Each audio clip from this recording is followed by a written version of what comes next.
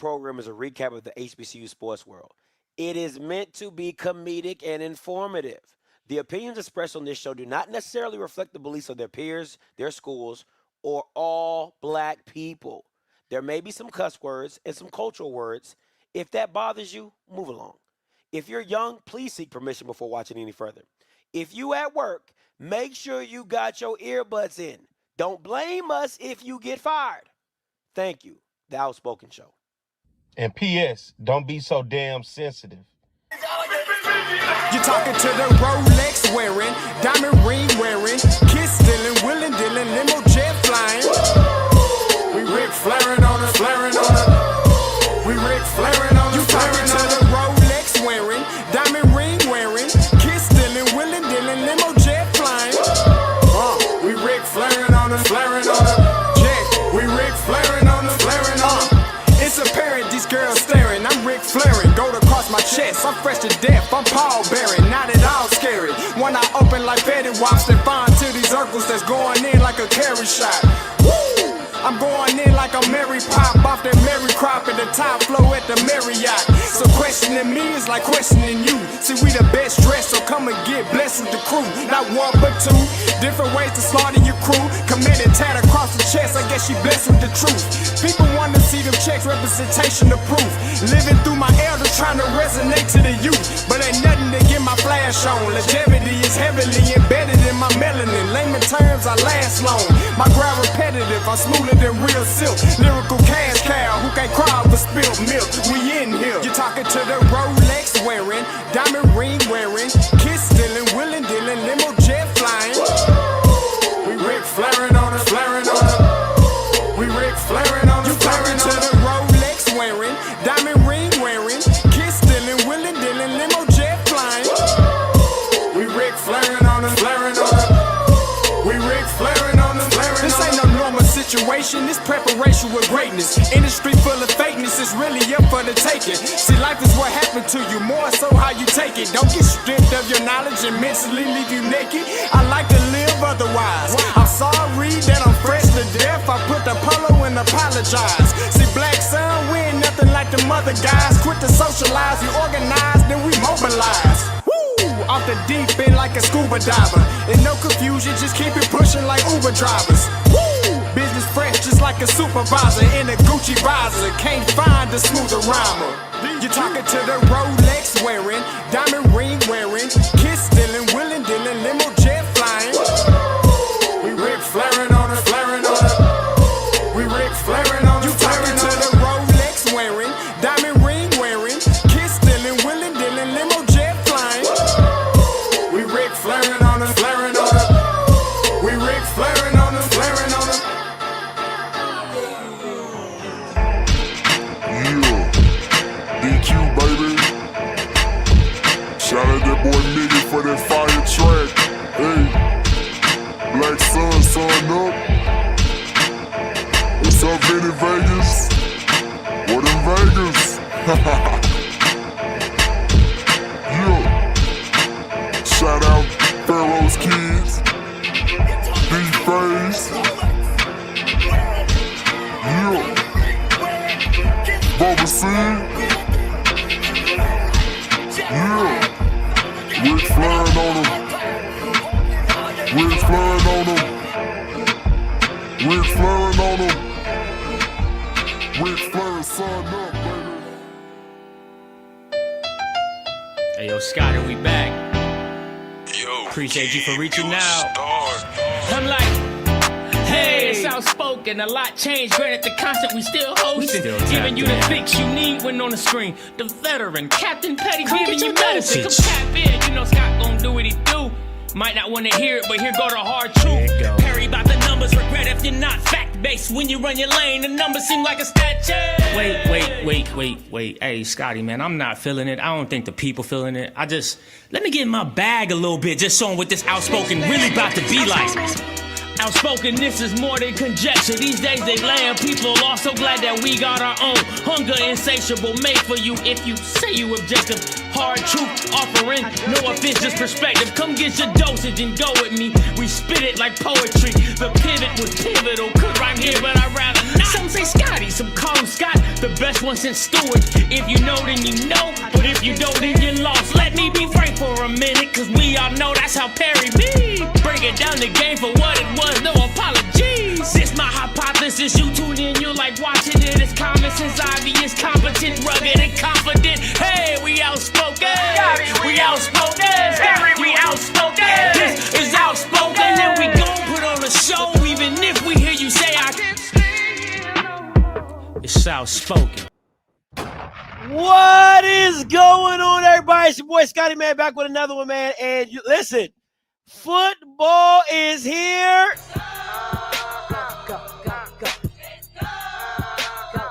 And we are live in full effect. You already know I can't do this show without my brother from another, the Southern grad. Please give him my boy, Perry White. We ready, Scotty? We ready? And then how Mike Reed say? We ready, Scotty? Oh man! Now, you know you're not 60,000 in attendance, but you know y'all up there though. Y'all up there. We up there though. Y'all up there though. It ain't 60,000. They ain't got 60,000 either, but you up there though. We up there though. We get 6,000 at the Bayou Classic. Okay. I mean that's like. Yeah. That's like I got money, but then when I add my mama's money, I got money. But when I add my mama's money, we even got more money together. You know what I'm saying? So that's what you sound like when you say the Bayou Classic. Like it's okay. It's okay. Listen, hey, but listen, football's here. It's here. It feels like this was a long, long time coming. Yeah, but we're here though. I want to get my Dr. Umar on right quick. I want to give a shout out to all my Prairie View Africans out there, all my Southern Africans out there, my Alabama State Africans. Shout out to all my NCCU Africans out there, my SWAC and MEAC Africans. Ain't that what he do? That's what he do. And we don't represent those snow bunnies over here. Oh, yeah. We don't do Southern forever. NCCU never.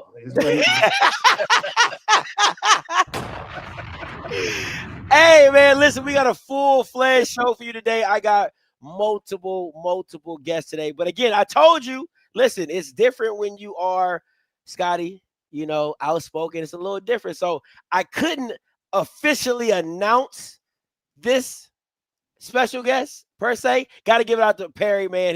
His connects reach far, his tentacles reach far and wide. He reached out. He said, I would love to come on. I couldn't announce it because I didn't want him getting calls like, you shouldn't be going on Scotty's show. You shouldn't be going on Scotty's show. But listen, without further ado, this man needs no introduction. John Grant, Executive Director, MEAC Challenge, Celebration Bowl. Please give it up for Mr. John Grant. Hey, Scotty, Perry, how are you guys doing, man? Thanks for having me on tonight. Doing well, good. Sir. Doing well. How about you, Scotty? You should have played that North Carolina A&T fight song for him when he came on here. Him and A&T Roy, you should have played that A&T fight song for him. He would have liked that. Listen, they got the CAA for all that. They got the CAA for all that. They good. They don't need us. They good. How you doing, Grant? Plus, I'm neutral, guys. I'm neutral right now. So. Although my blood runs a little bit over there right now, I play a neutral role. What are you yelling? Aggie pride. Aggie. Listen, it's funny. I met a NCAT grad up here in Cleveland. I mean, not Cleveland. I'm in Akron. So I was up in Akron. She was up here, and she was like, Aggie pride. I was like, nah, that don't hit the same. It don't hit like it used to. You know what I'm saying? It don't hit like it used to. Maybe about 5-10 years ago. Yeah, that hit. Now it's like, yeah, that was back when the Celebration Bowl was the Aggie Invitational. Back in the day. And he didn't have to be neutral then. You know what he was going for. You know what was. You already knew what it was. Ain't no neutrality in there. I'm just here. You know what I'm saying? And then he happily handed off the trophy. Oh yeah. Oh. Another one, like DJ Khaled. Another one. Well, hey, I handed it off the same way when I handed it to Grambling. It don't hit the same. It don't hit the same. It don't hit the same. No. Now, Mr. Grant, you've jumped on. I mean, I think for the space, I think we really counted a blessing that an executive director really has his tentacles in the HBCU space that you're promoting these games at. You know what I'm saying? I'm new to the space. So what brought on the MEAC and SWAC challenge as well as the Celebration Bowl? Because I never really knew the backstory of how all this thing got kicked off. You know me, I'm the newbie. So help break down all, because I got some newbies on my channel. You know, they new to the HBCU space. Hey, I just found Scotty. He hating on Dion. Hey, I'm here now, right? So how did all this come about? Well, back in 2005, the commissioner then of the MEAC, Dennis Thomas, along with the commissioner of the SWAC conference, that was Robert Vowles at the time, had a meeting with Pete Durzis, who was the executive for ESPN events. So most people may or may not know, but ESPN has a division called ESPN Events, and that division owns and operates properties that create content for the ESPN network. So there are 37 properties now that are run by the ESPN Events division, and that includes the Cricket MEAC SWAC Challenge, the Cricket Celebration Bowl, our on the HBCU side, the Red Lobster Band of the Year, and then also the Red Tails Classic in Montgomery that features Tuskegee this year in Winston-Salem State. So in 2005, they all had a meeting to discuss the potential of having a bowl-like game, but a kickoff game at the beginning of the season. And as a result of that conversation, the MEAC SWAC Challenge was born, launched in Birmingham in 2005. Subsequently, another conversation came together. Well, let me say this: for 10 years, Dr. Thomas worked in the MEAC to try to get them to give up their automatic qualifier to participate in what was being proposed as a bowl game. As you know, the SWAC already had the SWAC championship, so it wasn't an issue for them. But at the time, the MEAC chancellors and presidents and some of the coaches and ADs wanted to continue to go to the playoffs. So in late 2014, early 2015, a meeting occurred with the MEAC chancellors and presidents, and an offer was put on the table to them about foregoing the qualifier and participating in this what would have been a new bowl game. Had not been named at the time, and so they agreed to it, probably because the number was good. It was $1 million, and that would go to each conference. And so at that point in February, the decision was made that they decided to do it, and hence the Celebration Bowl then was launched. So the two games at that point, like I said, the MEAC SWAC Challenge was designed to give a bowl experience, but it was at the beginning of the season. So once the Celebration Bowl was launched, then the Cricket MEAC SWAC Challenge became more like a business game. It launched the season, but it was a shorter window, didn't include all of the multiple days of events and so forth that bowl games do. Okay. Fair. Yeah, I got a question. When you look at from the ESPN event side of things, since this thing has been rolling and it's finally found its home in Atlanta, what has been the network side of things in terms of how they're viewing this viewership, this attendance, and just the overall experience of HBCUs? Well, all of this is business, and so no network puts anything on that does not give some kind of viewership ROI, and that really is all then just tied into the ability to sell advertising against it. Fortunately, what we've been all able to do is to create and build a platform that presented itself well enough to whereby people wanted to watch it because of how it was presented. And so and frame it as, especially with the bowl game, Perry, the whole idea of being able to promote it and position it as a national championship game versus one of the other 36 bowl games that occur. So, positioning it that way mean that we could, one, be first. The first thing we had to do was make sure we're first, because if this game were down in the mix of games, I'll call it the bowels of bowl season, it would not be the same. If this game were not on network television, it would not be the same. And if we were not able to make sure that the bowl game became an official part of the bowl season association, because we are the only FCS bowl game that's an official member. They changed their bylaws to allow the Celebration Bowl in 2017 to become a member. What that did was when the schedules came out, the Celebration Bowl was on the schedule. You guys may or may not remember the first 2 years of the Celebration Bowl, when the schedule of bowl season came out, we weren't on it because we were not a member. Now we're able to be on it. We're listed first.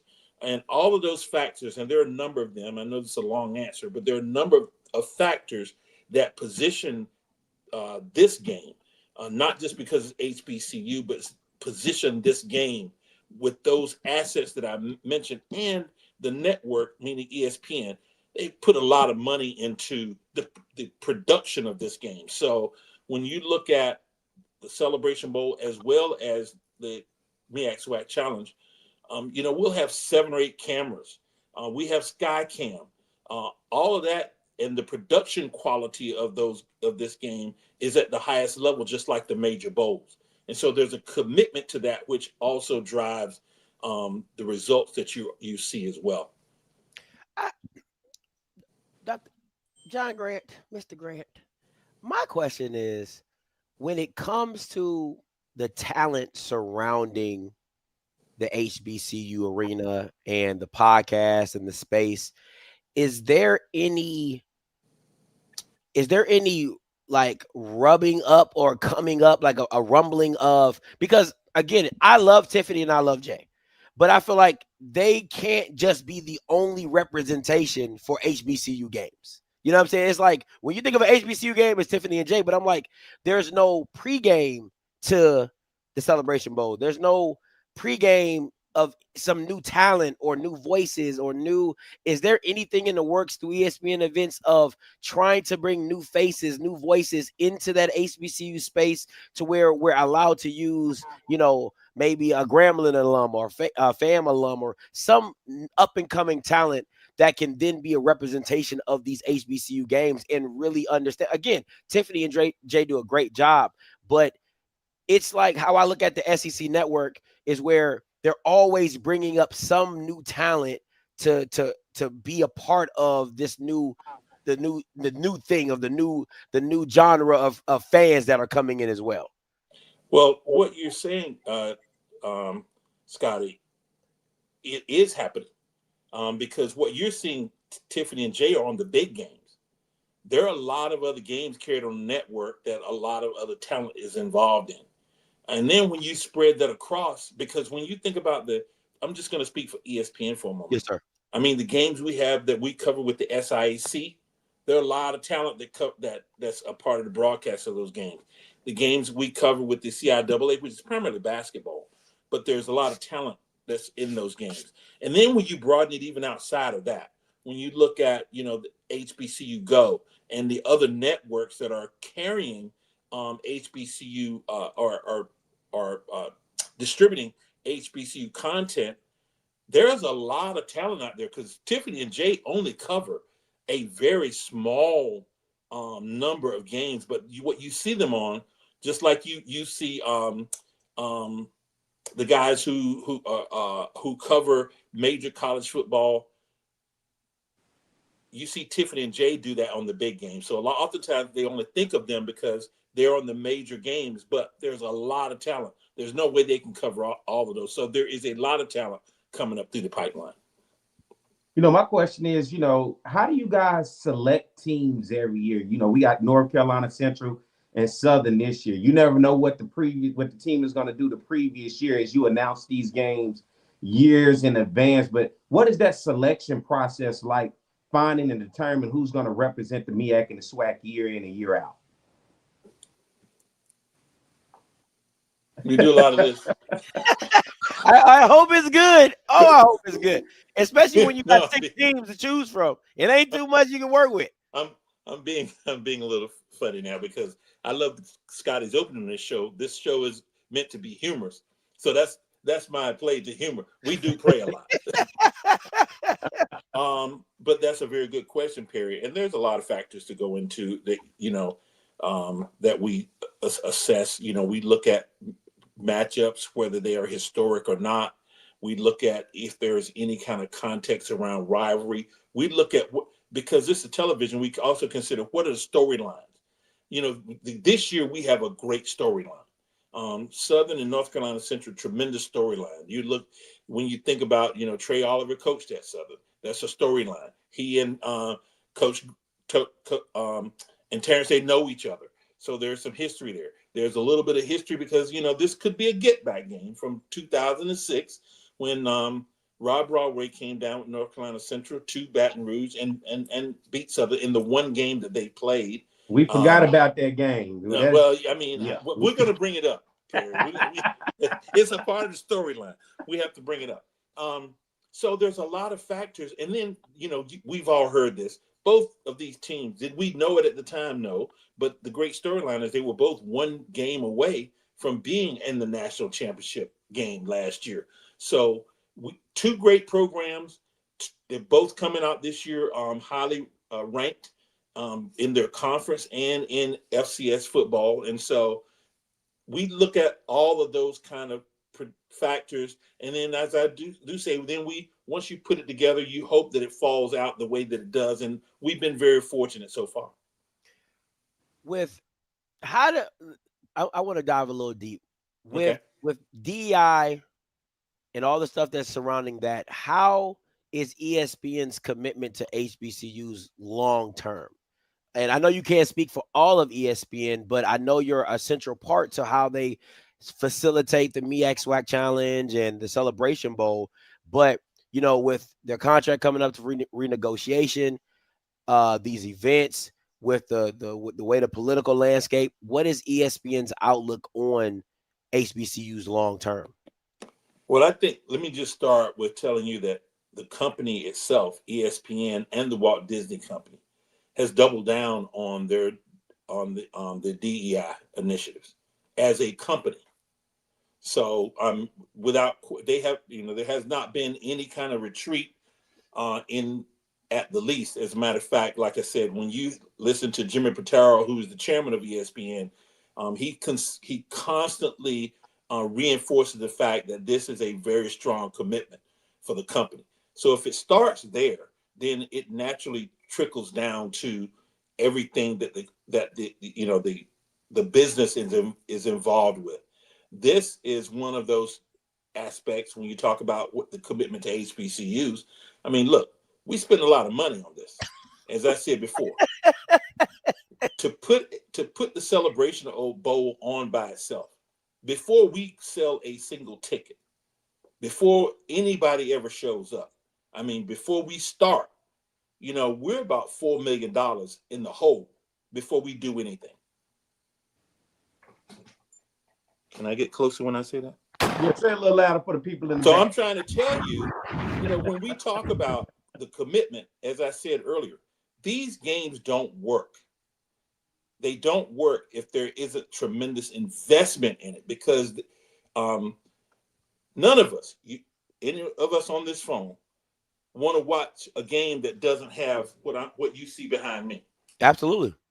We don't watch a game, want to be at the game, but we also don't want to watch it if it also, the presentation is subpar. But when the Celebration Bowl, as far as the games, and ESPN covers all of their 43 games, and they carry all of them but 3. But of those that they carry, they're outside of the New Year's 6 and the championship, the Celebration Bowl, and sometimes the Las Vegas Bowl, but quite a bit are the only where they put all of these resources into it, where you get what I mentioned to you before, the 7-8 cameras, camera rolling up and down the sidelines with the guy up top looking, SkyCam. All that's expensive to do. And then, bringing in the truck for production, that's a big cost on the business up front. But because it does that, then you can draw the interest of people who are interested in watching. I mean, 70% of the people who watch the Celebration Bowl are non-Black. 70%. And I'm not saying that it has to be or otherwise. These are just the demographics of the fact of demographics. Celebration Bowl, it's almost equally men and women. Celebration Bowl household incomes are over $100,000 on average. 4-year college degrees, so it's much more educated, and as well as home ownership. When you think about where do the number one viewership region in the country for the Celebration Bowl, the Pacific. Number 2 is the Northeast. Number 3 is the Southeast. Number 4 becomes the Southwest, and then you got the Midwest. Mm-hmm. That's where people are watching. And so when you look at all of that and you break it down and you look at what advertisers then are looking for, then the desire to present a product, and that's a part of what our job is. And I'll give you this, and I say this often. It takes 3 things to create something. It takes an idea. It takes the idea first, then it takes financing, and then it takes a builder. And you must have all 3. You can't have 1 or 2. File cabinets are full of great ideas that didn't have financing. There's a lot of money put together, but they didn't have an idea to put it behind. Or you had builders who couldn't get something built because they either didn't have an idea or they couldn't get the money for it. So it took all 3. We were fortunate enough that Celebration Bowl, the idea was again, Commissioner Thomas. ESPN financed it, and they brought me in to build it. So all of those 3 come together, and you have partners then with the 2 conferences, the MEAC and the SWAC. And the part of what we ask them to do is, hey, we need you to deliver us quality competition to the table. You're champions. So when I said that I was neutral earlier, people ask me all the time, who are you rooting for? I'm rooting for the champion. I don't care who comes out of either conference, because as long as they're the champion, then we know that we have the best team that year competing for the national championship. Real quick, Barry, before you go, I'm sorry. Okay. With the expansion of the college football playoff, and you in particular saying you wanted to be first, but now it seems with the expansion of college football playoff and them pushing the smaller bowls earlier as well, and now because I know before there was no game on when the Celebration Bowl, they kind of led that. Now it might be 2 or 3 afterwards. What does that do for viewership? How do you feel that's going to work out in the long term? Is there a play to kind of move it back even further, or how do you see that going, Mr. Grant? We're going to be first, whenever first is. However early that is. However that is, that we have to be first. Yeah. If we're going to create and continue to create value and drive value for the conferences, their member institutions, drive value for ESPN, who in turn tries to drive value for the advertisers, and then drive value for the fans, we have to be first. And so you were right, Scotty, when in 2015, when we weren't the only bowl game on that day, which was the 3rd weekend of December, but we were the first. We caught a lot of flack because we had a noon kickoff. And the first, year I was told no one's coming to the game. No one is going to come to a noon game. You have to move it to later. But to move it to later, we'd have to give up the ABC time slot. And that would have been completely asinine. You don't give up network television for that. The reason I say that is, look, we have the Celebration Bowl and MEAC SWAC Challenge are in terms of total live audience, are the two largest HBCU properties. There's no one even close. Total live audience, attendance and viewership. There's no one close. But if you figured last year the MEAC SWAC Challenge peaked at 1.7 million, average 1.3 million. Where is there a stadium in the world that can hold 1.3 million people in attendance? There isn't one. The Celebration Bowl peaked at 2.6 million. We averaged 2.3 million. Is there a 2.3 million attended facility in the world that can hold? No, there isn't. So the idea then is you have to build value around what the engine is in sports right now. And the engine is television. Also, but we have to educate ourselves on how to monetize being on television. And that's the next horizon and the next frontier for our institutions. It's not just being on TV for the sake of being on TV, but having a plan and a strategy and to implement that with intention. Because I will tell you, and I've seen it, I've been in it, I've had the conversations. That's what major institutions are doing, but they've been doing it for a long time. So sometimes we look over the fence and we see, wow, the Power Four is getting X, Y, and Z. Well, they weren't always that way. At one point, they were our size. And so what we have to do is be the best of where we are, not worrying about what someone else does. We might want to look at how they do it, but we don't have to worry about how much they're getting because the scale of what they have dwarfs what we have. I mean, and that's just a reality of fact. So that part, as well as what helps also is having a plan to how can our institutions create their own content and then deliver that content to a network to distribute it. Because you can get paid more money if I don't have to come and bring all my costs to produce the content and then have to pay you for the rights for it. You can't ask me for a whole lot of money if I got to pay for producing it too. But if you've developed the infrastructure, which I believe that's where we're going, but that's what all the other institutions are doing right now. All of them. They all have their own studios on campus. They're producing their own games. They're giving ESPN a feed, and they're using students primarily to do this because it's an educational opportunity for them, low cost. And so if you're in that position, then a network can pay you a higher fee because they're not having to spend the money in production or as much money in production. That's a part of a strategy and plan to monetize this. So there's a lot that can go into it, and I'm absolutely convinced. I'm convinced that we will get there. Are we there today? No, but we just showed up. I mean, we're televising more games now. When I say we, more HBCUs as a whole are televising more games now than we ever have in the history of our existence. But that doesn't mean that we are ahead of that. It means that our understanding of how to monetize it has to catch up with it. And that's where we're going. So are we there yet? No. But will we get there? I'm absolutely convinced that we will.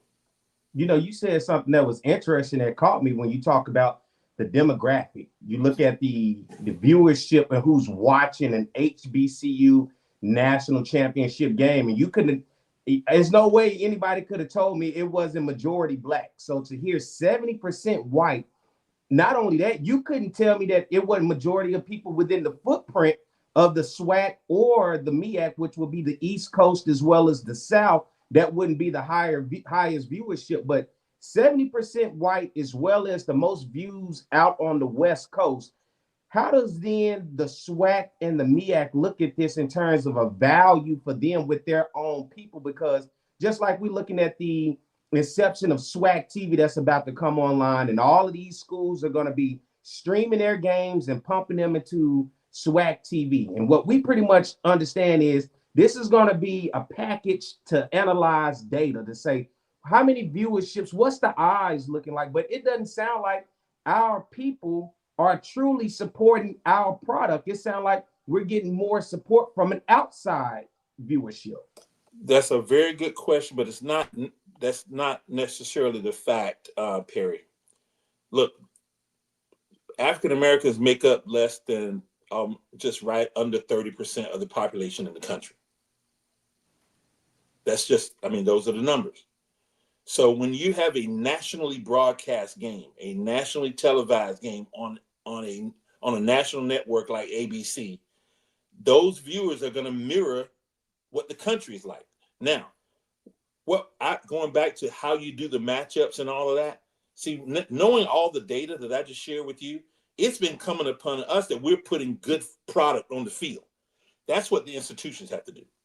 And I commend the coaches, because if you listen to them in their press conferences, whether they're here, whether they're at SWAC Media Day, MEAC Media Day, one thing they all want to do, everybody you talk to, they want to get to Atlanta.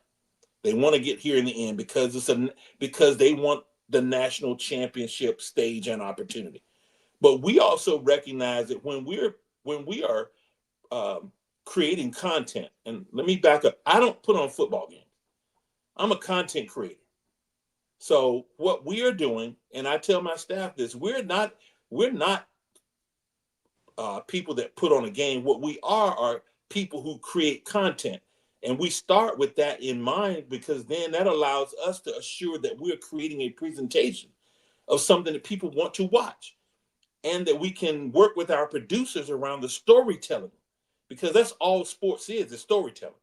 And so we can, work with that in mind, and that we can work with our conference partners, and we can work with the institutions that are on the stage at the moment, which is what we try to do. Then we can assure that the content that we're creating is content that anybody wants to consume who loves sports. Mr. Grant, let me jump in here real quick.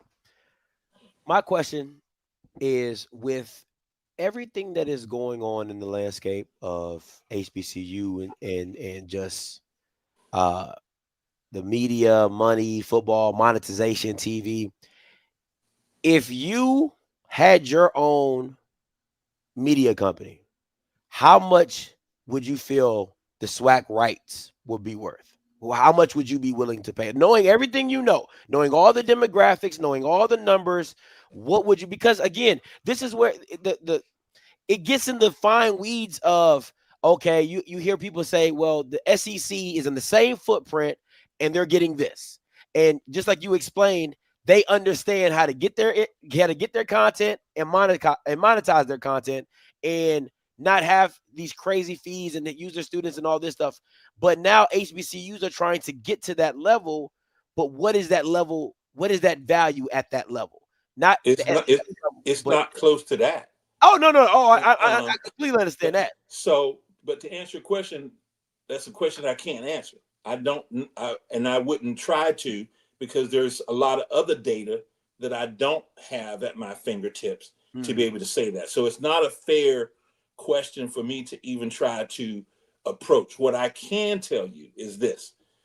I can tell you that there is a formula and a process and a strategy that individual institutions can use while their games are being televised, that gives you a return on investment that's a lot higher than what you could get in a media rights distribution, because whatever is paid has to be shared.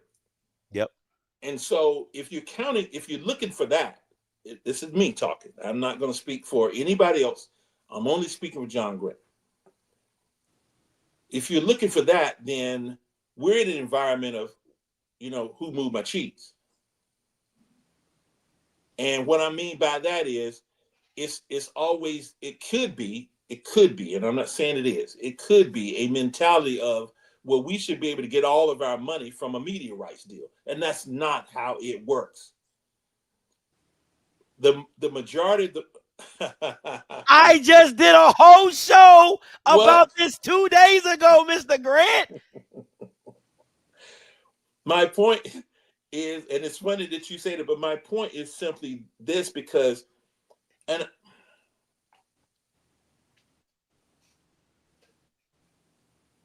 you can, whether it's in sports, business, or one's personal life, a dependency on something, of someone to do something for you, is a recipe for long-term disaster. So what you have to do is look at what are the assets that I have available to me. Television is an asset. And how can that asset be used to monetize? So give you an example. This is a question that I've often asked some people. Tell me a television show that comes on every Saturday that's for 3.5 hours that talks about the School of Engineering. Every Saturday, or the School of Business, or the School of Accounting, or the school. Tell me one show that comes on every Saturday on national television that's 3.5 hours that talks about a specific thing. And it doesn't exist. But every Saturday during the fall, there's a 3.5 hour commercial around college football. And if I'm an administrator, that's what I'm looking at it as. My institution is getting a commercial for 3.5 hours. What do I do to monetize that? That's fair. And if I do that, and I do it over and over again, because the beautiful thing about, honestly, the SWAC network, that's going to be 40 games. 40. Televised by them. By the network. Now, it's just launching this year, so you got to give it a chance. Yeah. And we have to, now I'm on the ESPN side, but I'm happy to see that occur. I'm happy to see it occur because the more you can control the distribution of your content, then the better you are in a position of monetizing it and storytelling around it. We're fortunate in what we do, but it doesn't happen. It's not easy. It just doesn't happen. People don't just show up. If people would think that, and we're just going to do this, whether it's this game, the bowl game, or any of the other games, there's a lot of work that goes into this, and that work is by a team of people who understand how we create value, and that value transitions across everybody, and it transitions, like I said, with ESPN to the advertisers, and if all that works, then that also rolls down to what we provide to our partners at the conference level. But we have to play a long game. This is not a short-term scenario. It's a long game. And if we play the long game and play it well, then our HBCUs will benefit. But we want to hurry up and wait. I'm asked oftentimes, why can't we have bowl games? Why can't we do playoffs? Why can't we can we get the event that we have, at the level that we want it before we start wanting to go do something else? So let me ask you this, Mr. Grant, and it's two questions. One, because of your expertise in the business, sounds like you will make a great consultant in terms of putting on a clinic or a convention, because we often have the conversation of, do our ADs or our administration staff at our HBCUs within the SWAC conference truly understand the business of what you're talking about? And the business of what you're talking about is, how do I monetize anytime that, like you just said, I get that television game, or I have an opportunity to put my brand to market it to a national audience? We talk about it so much about how much meat we leave on the bone, but when we have these opportunities, we don't maximize the opportunities. And a lot of times it's because, is it the simple fact that those administrators and those people that are in position, they may be good for the world of academia, for research, but this is a whole nother space that you're talking about in terms of business, making money, showcasing your brand, and marketing your brand. And sometimes being in the world of academia, you may not truly understand the business of what this is that you're doing when you're talking about television, marketing, and branding, creating content. Perry, you make a very good point. babies crawl before they walk. The amount of time of having this scale of exposure for HBCUs is still relatively new.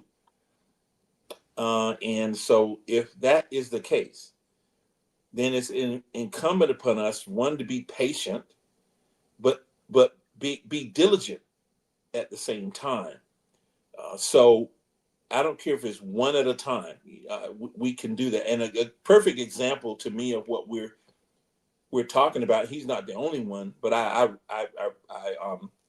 reference him a lot, is Ashley Robinson over at Jackson State. I mean, Ashley and I had this conversation before Jackson State was ever in the Celebration Bowl. He would come to the game and be in Atlanta for the bowl, and he would tell me, John, we're coming. But he also, I would sit with him and tell him a lot of what I'm telling you, but just a lot more in detail.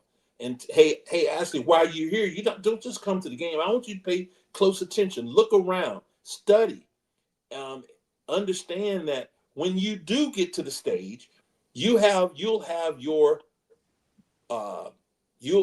have your structure in place. So I'm going to come back to everyone here, whether they like it or not. So Deion Sanders was not an accident at Jackson State. He was pursued by one Ashley Robinson for a purpose. And the purpose was accomplished. It helped get Jackson State.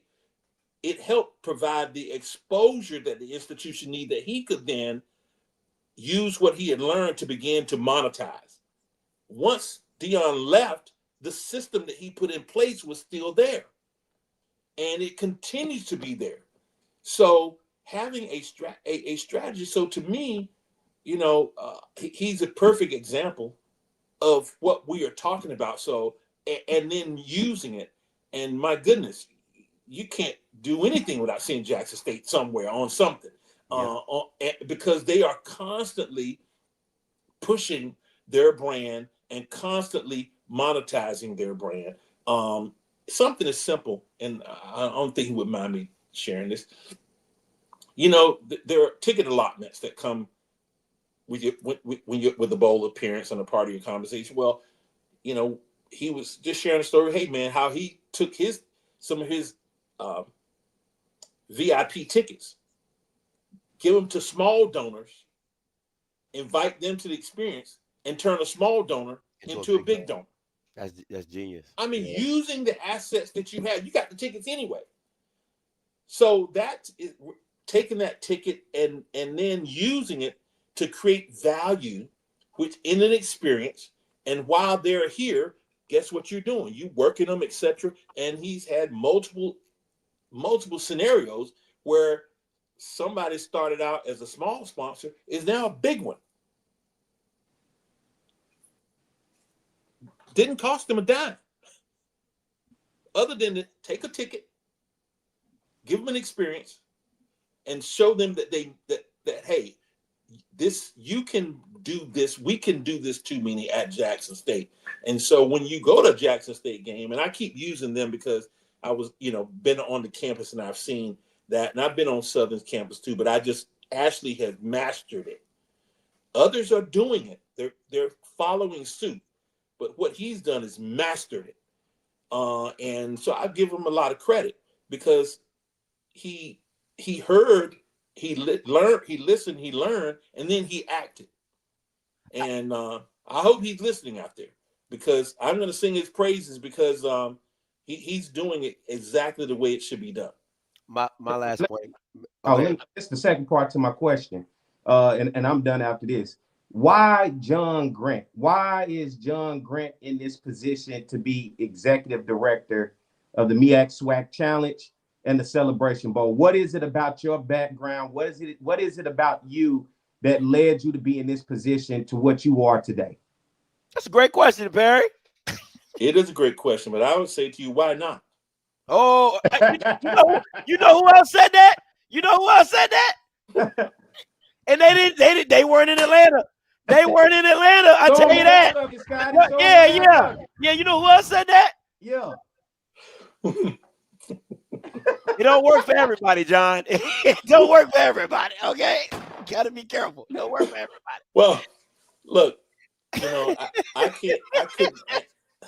couldn't answer that other than God has a purpose for all of us. I would say, and I want to thank you, Perry. You've had me on your show a number of times. I could ask you that question. Why you? I could ask Scotty the question in terms of the platform he built. Why you? Why us is because we're a part of a larger process. The fact that we're here today having this conversation is a part of that journey. And hopefully there are people out there that listen to this show who can take something away that helps to open our minds to a bigger kind of vision. But I will say again, we have to be patient. This is a long game. It doesn't happen, in one cycle or two cycles. It just doesn't.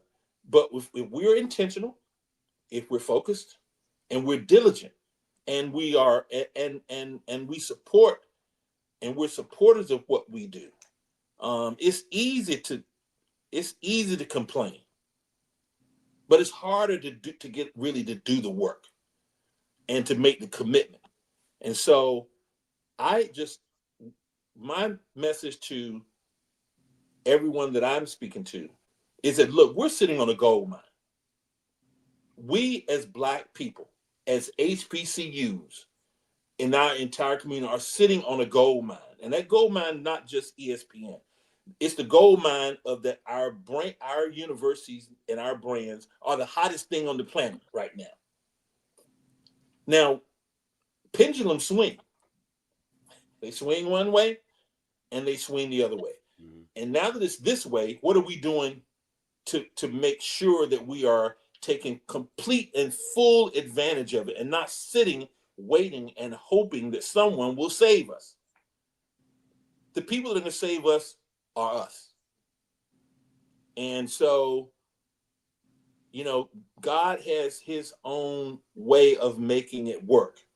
If we're not, we would not be in the position we're in. And I believe this. When I'm long out of this, I'll leave a story with you, Scotty and Perry. So I was at bowl season this year. Now you keep in mind, we're the only FCS. And before I give you that, I'll give you one point of fact, which people may not know. Did you know that the opening of the bowl season is with a national championship run by a Black man? Did you know that the closing of the college football bowl season, the college football championship, is run by a Black man? You have two brothers who are running the national championship games in bowl seasons. Oh, that's dope. Rick Clark, retired Air Force general, took over the college football playoffs last year. When I came, it was just me. At least in the business now, there's myself and two others. The leader of the Fiesta Bowl and the leader of the college football playoffs, and myself. So, I was asked by a prominent bowl, made a comment sitting in a meeting. John leaned over to me, put his hand on my shoulder, and said, "You know what, John? You guys are overachieving. We never anticipated that your bowl game would be what it has become." Now, this is from a prominent bowl that is really, really prominent. And my response back to him was, well, and I won't call his name, I said, "I want to thank you for that compliment. Now imagine where we're going to be when we're as old as you are. We're 9. And you're way up there." Yeah. In terms of how long you've been fighting. If you're telling us this now, you see something in us that we have to see in ourselves. So, guys, I want to tell you thank you for having me. Am I cutting this off before you want to be? Okay, go ahead. I got one more question, Mr. Perry. Okay. I'll let you go. Not really a question, just a comment. Hey man, you gotta talk to your commissioner, bro. You gotta talk to the SWAC man. He why he hate me so much, man? Like, why can't we just all get along? Like, you are a very sensible man. You know what I'm saying? You can come on, like, you got all the connections in the world. Go talk to your man. And John, I'm gonna stay in my lane, Scotty. I'm staying in my lane, Scotty. I don't take on anybody's stuff. I'm staying in my lane. My lane is to build a world-class experience at the beginning of the football season and a world-class experience to end the football season, as well as creating a world-class experience for HBCU marching bands to have their own national championship. Okay, that's what we do. Okay, but serious point. My last point is, when you talk about, good answer, John. when you talk about patience, right? I'm gonna push back just a little bit because I feel like if we can see where the perfect example, Ashley kicking it with you could see the wave. He could see where the wave and the wind was pushing, and he knew, hey, I got to get either with it or ahead of it to kind of keep afloat with my program and things like that. I think the intentionality of the schools has to change. The patience is growing what you're saying, growing the media, growing the content, growing the ad revenue, growing the monetization. But the intentionality of saying, we have to do better. I got to hire people or get consultants in here to help me take my product to another level so that in the patience in growing, we're growing the right way, right? Because if you get the wrong person in there, it's like my grandfather would say, right? He said, don't bring me a watermelon farmer to plant corn. That's just not how that works. You got to get a guy who knows what he's doing to do what you're asking him to do. And if you get a watermelon planter and he plants watermelons, you're like, I was looking for corn. Now you got to start the process all over again. So to me, it's like, I get the patience of the growth, but the intentionality of getting the right person in for the job and trying to get on the wave to go forward has to be realized by these institutions. So, Scotty, what you're making is a very, very valid point, and that applies in anything you do. In anything you do. But since we're having this conversation here, people sometimes don't know what they don't know, and that's not a bad thing. It's not bad. You know, you can't say, hey, well, you didn't know that. Well, until you enlighten and educate, and you know how people get enlightened and educate, you guys have the platforms more than we do. And it's a constant messaging. It's a constant bringing people on like me and others. Hey, maybe at some point you'll bring, I use him as an example. I know you had Paul Bryan on your show. Paul's another one. I mean, he's another guy, and I've known Paul for a long time, and we've had these same conversations. And I can name others because you've got some very sharp athletic directors out there. But oftentimes, our institutions they have boards of trustees. We have to assume that, and boards of trustees they're the ones that hire chancellors and presidents. Yes, sir. So oftentimes we look at the chancellor and president and say, hey, but we step back and say, wait a minute, but who has ultimate responsibility, fiduciary and otherwise? It's your board of trustees. Man, and they can help you you right now, or they can hurt you. Yeah. And sometimes you got to stop and look at who's comprised of the board. And I'm not knocking that. Don't get me wrong. I just wanted to clarify how it all works. And even if you can be a chancellor president that's the most forward thinking, you still have a board of trustees that has to be as forward thinking as you are. Yeah, that's fair. No, that's fair. Because if you're not, they don't last long. I mean, for whatever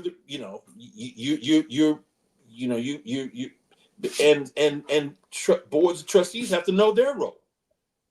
Many of them want to micromanage a university. That's not their job. Their job is to provide oversight and to make sure the fiduciary responsibility of it. That's what their job is, to set policy and provide oversight and to ensure fiduciary responsibility. So many of our people sometimes don't have that understanding of that. They have the understanding of like the church, that they're sitting on the deacon board or something, or yeah, and so they won't, we got to keep our finger on the pastor. Yeah. That's kind of. I'm just keeping it real, man. Yeah. So, oh man, you preaching. But that pendulum will change as people age out, younger people come in with different views, different experiences, et cetera, that therein, Scotty, what I was saying, having a little bit of patience. Yes. Do the work that we've got to do, but we got to make sure that we understand where we are in the process. And it's going to come. It's inevitable. I believe it's going to come because we wouldn't have been this far if the rest of the way wasn't already kind of cleared for us. Absolutely. Does that make sense? Yes, sir. Mr. Grant, this was, man, I cannot thank you enough. I can't thank Perry enough for making this happen. Thank you for your time, Mr. Grant. I would love to get some, VIP tickets to kind of, see what's going on. And hold on, Scotty, one more thing. Let the people know out there the events for the week. Anybody, that's HBCU people that'll be in Atlanta this week, what events are going to be surrounding the MEAC SWAC challenge as we get to the big game? We have some collaborations. We're working with the Atlanta HBCU Alumni Alliance in partnership with the Atlanta Braves to do HBCU night at the Braves game on Wednesday. Huge event. I mean, they throw a big event out there focused on HBCUs, and they promote them. There's a big fundraiser that they do for the Alliance for scholarships as well as they promote our game on Wednesday. Thursday is our community. We also do things in the community. We're working at New Manchester High School. We're gonna with our partners. We're gonna there's juniors and senior class. We're gonna all get to go to the game, courtesy of our partners there, as well as some workshops. Friday there are golf tournaments by both Southern and North Carolina Central, and then there are a series of parties in town on Friday night. Too many for me to even mention. Because the city is already, I've seen them. It's going to be jumping. On Saturday is our fan experience starts at 3:00. That's fan experience is anchored by a band jamboree that we have with two of the top high schools here, and then we have both North Carolina Central and Southern bands will face off in a 30-minute show before the game. I mean, they're facing each other, so it's like a drumline thing. You play one, I play one. You play one. Fans get to get up close. That might be the only thing Southern win. Slow your roll. John, that ain't funny. I'm going to remember that, John. That ain't funny. Look, and then, of course, at 7:30, we kick off at 7:30 in prime time on ABC. And so you can visit MEACSWACchallenge.com for information and tickets. That's MEACSWACchallenge.com. And I know you're up in Ohio, Scotty. Make sure that you're tuned in as you're talking every day, because and that your whole family and all your friends are watching up there. You ought to have a watch party. You know what? Well, you know how I do. You know how I do. No, but I do it on the channel though. I don't do it. I don't do it like I don't throw like I don't rent out no venue or nothing like that. You know what I'm saying? All right, hey, well, get a few of your friends over. Yeah, no. So I did that last year with the Orange Blossom Classic. I did that with the NCCU and Andrew Body Junk. So yeah, I had a few friends over, and they never seen an HBCU game before. They was like, man, that's pretty good. I ain't gonna lie. So I was that's like, part of that 70% he talking about. Hey, I'm trying to do my part. Okay, I'm trying to do my part. I can help. And I like the fact what you're talking about with the recruiting side, because one of those high schools you named is my daughter's high school, New Manchester High School, man. My daughter goes to high school there. She's a senior there. So, man, that's a great event to be able to have her exposed, because Southern may potentially be one of the schools that she's looking at to go to college to. So, well, we do have the admissions from both Southern and North Carolina Central there, recruiting those kids as well for that event. So I'm glad you told me that. I'm glad I mentioned it. I would love to do that pregame show. Me and Perry, we sure would. Would have been hot though, Mr. Grant, if it would have been me, Perry, and my man Joshua Sims Sr. That would have been a great pregame show. I'm not. Listen. I'm just saying that would have been a great pregame show, Mr. Grant. Brother Grant. I love you. Brother Grant, I love you. but you might want to get up out of here for what's Yeah, here going come to the happen. jab, baby. You gonna want to get up out of here. You gonna want to get up out of here for what's getting ready to happen next. Hey. I love you. You gonna want to get up out of here for what's coming next. You are the man in charge, Mr. Grant. That's all I'm saying. You know what I'm saying? Look, I love it. You know what? Man, hold on a second. I got to take a picture of this right here on my phone. That I got. Oh, no, I can get a screenshot because I'm on my iPad. Let me get this right here because I got all these brothers right here. Uh-oh. Yeah, put this on the big screen at the game. Yeah. Yeah. My fellas, right here at this, I'm I can't get any better than this. Somebody take a screenshot from Mr. Grant and just go ahead and send it to him. I got it. I'm getting ready to take a screenshot. I got it. Do that for me because I can't get it right. Come back on the screen, Mr. Hey, that's like when You your got- grandma I can't seem to come get in it. there. you got to come back on the screen. There you go. Here we go. Me. Hey, we got to do it. We got to do it like this. 1, 2, 3. There it is. I got it. Well, before I go, guys, first I'm happy to see this. I mean, you don't know this is what this whole experience is all about. I mean, to see all three of you guys together, talking about something that we all love and promoting something that's important for all of us. This is what this is about to me.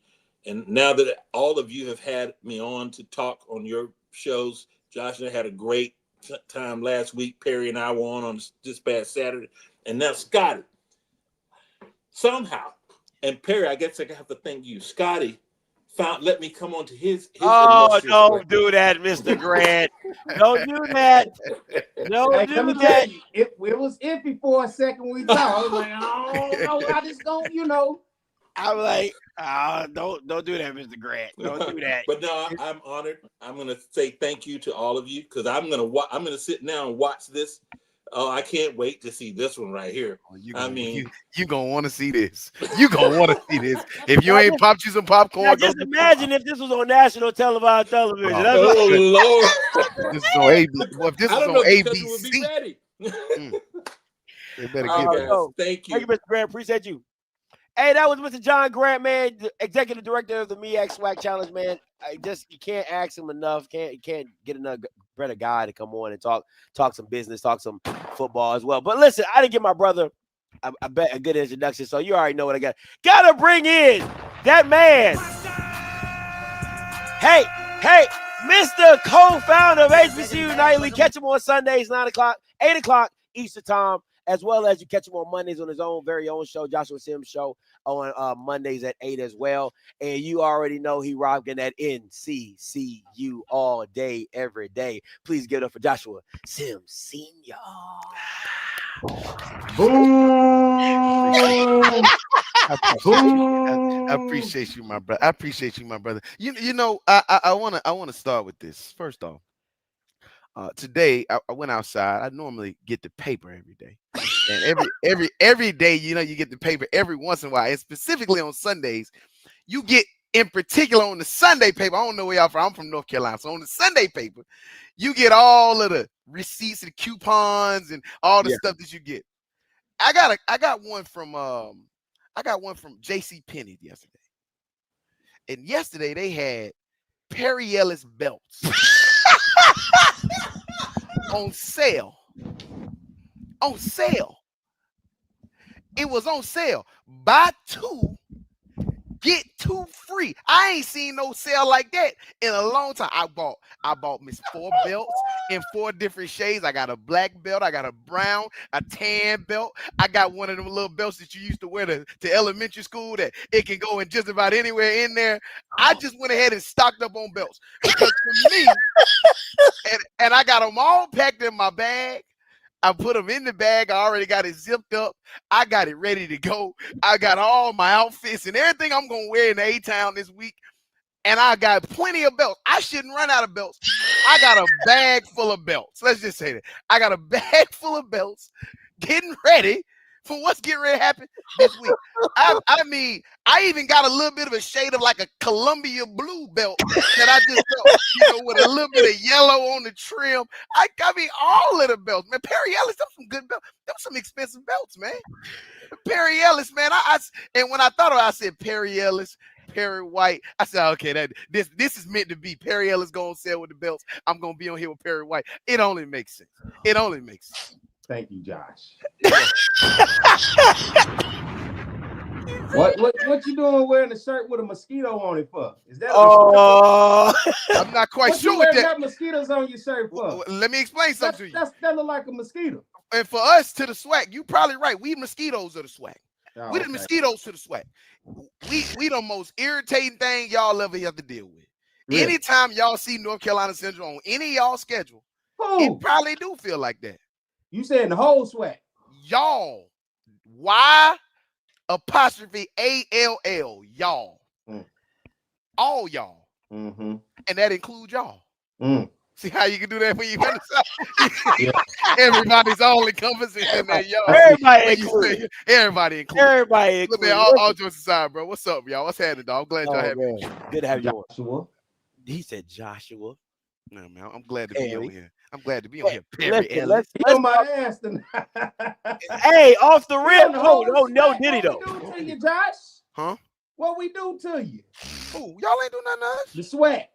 Y'all ain't do nothing to us. We don't want to be doing it to y'all. It ain't no pause. And I'm just saying. Hey, I'm just saying, this don't be right. I just want to be. I want us to be realistic here.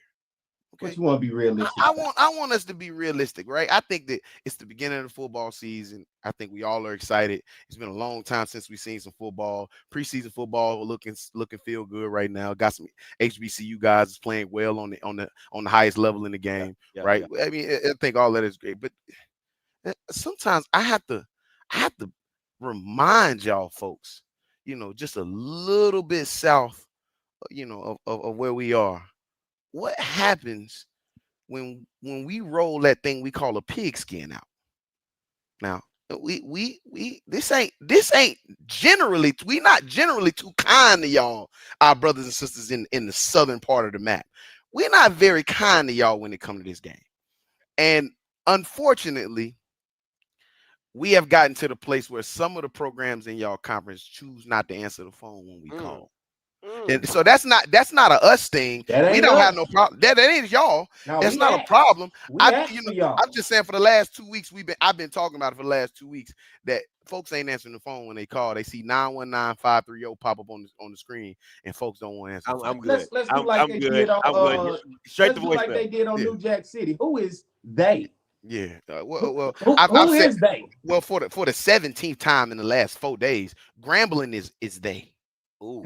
Grambling is they.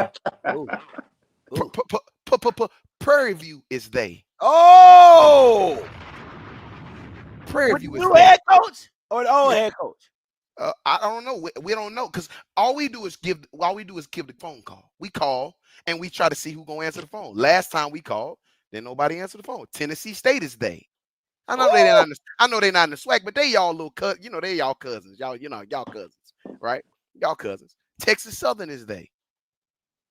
And we don't got no. I wouldn't have picked up the phone if I was Texas Southern. I don't. Yeah, that's a good little trip. I wouldn't either. And I say this: some people chose to answer other phone calls from other area codes instead of answering the phone when 919 popped up on the screen.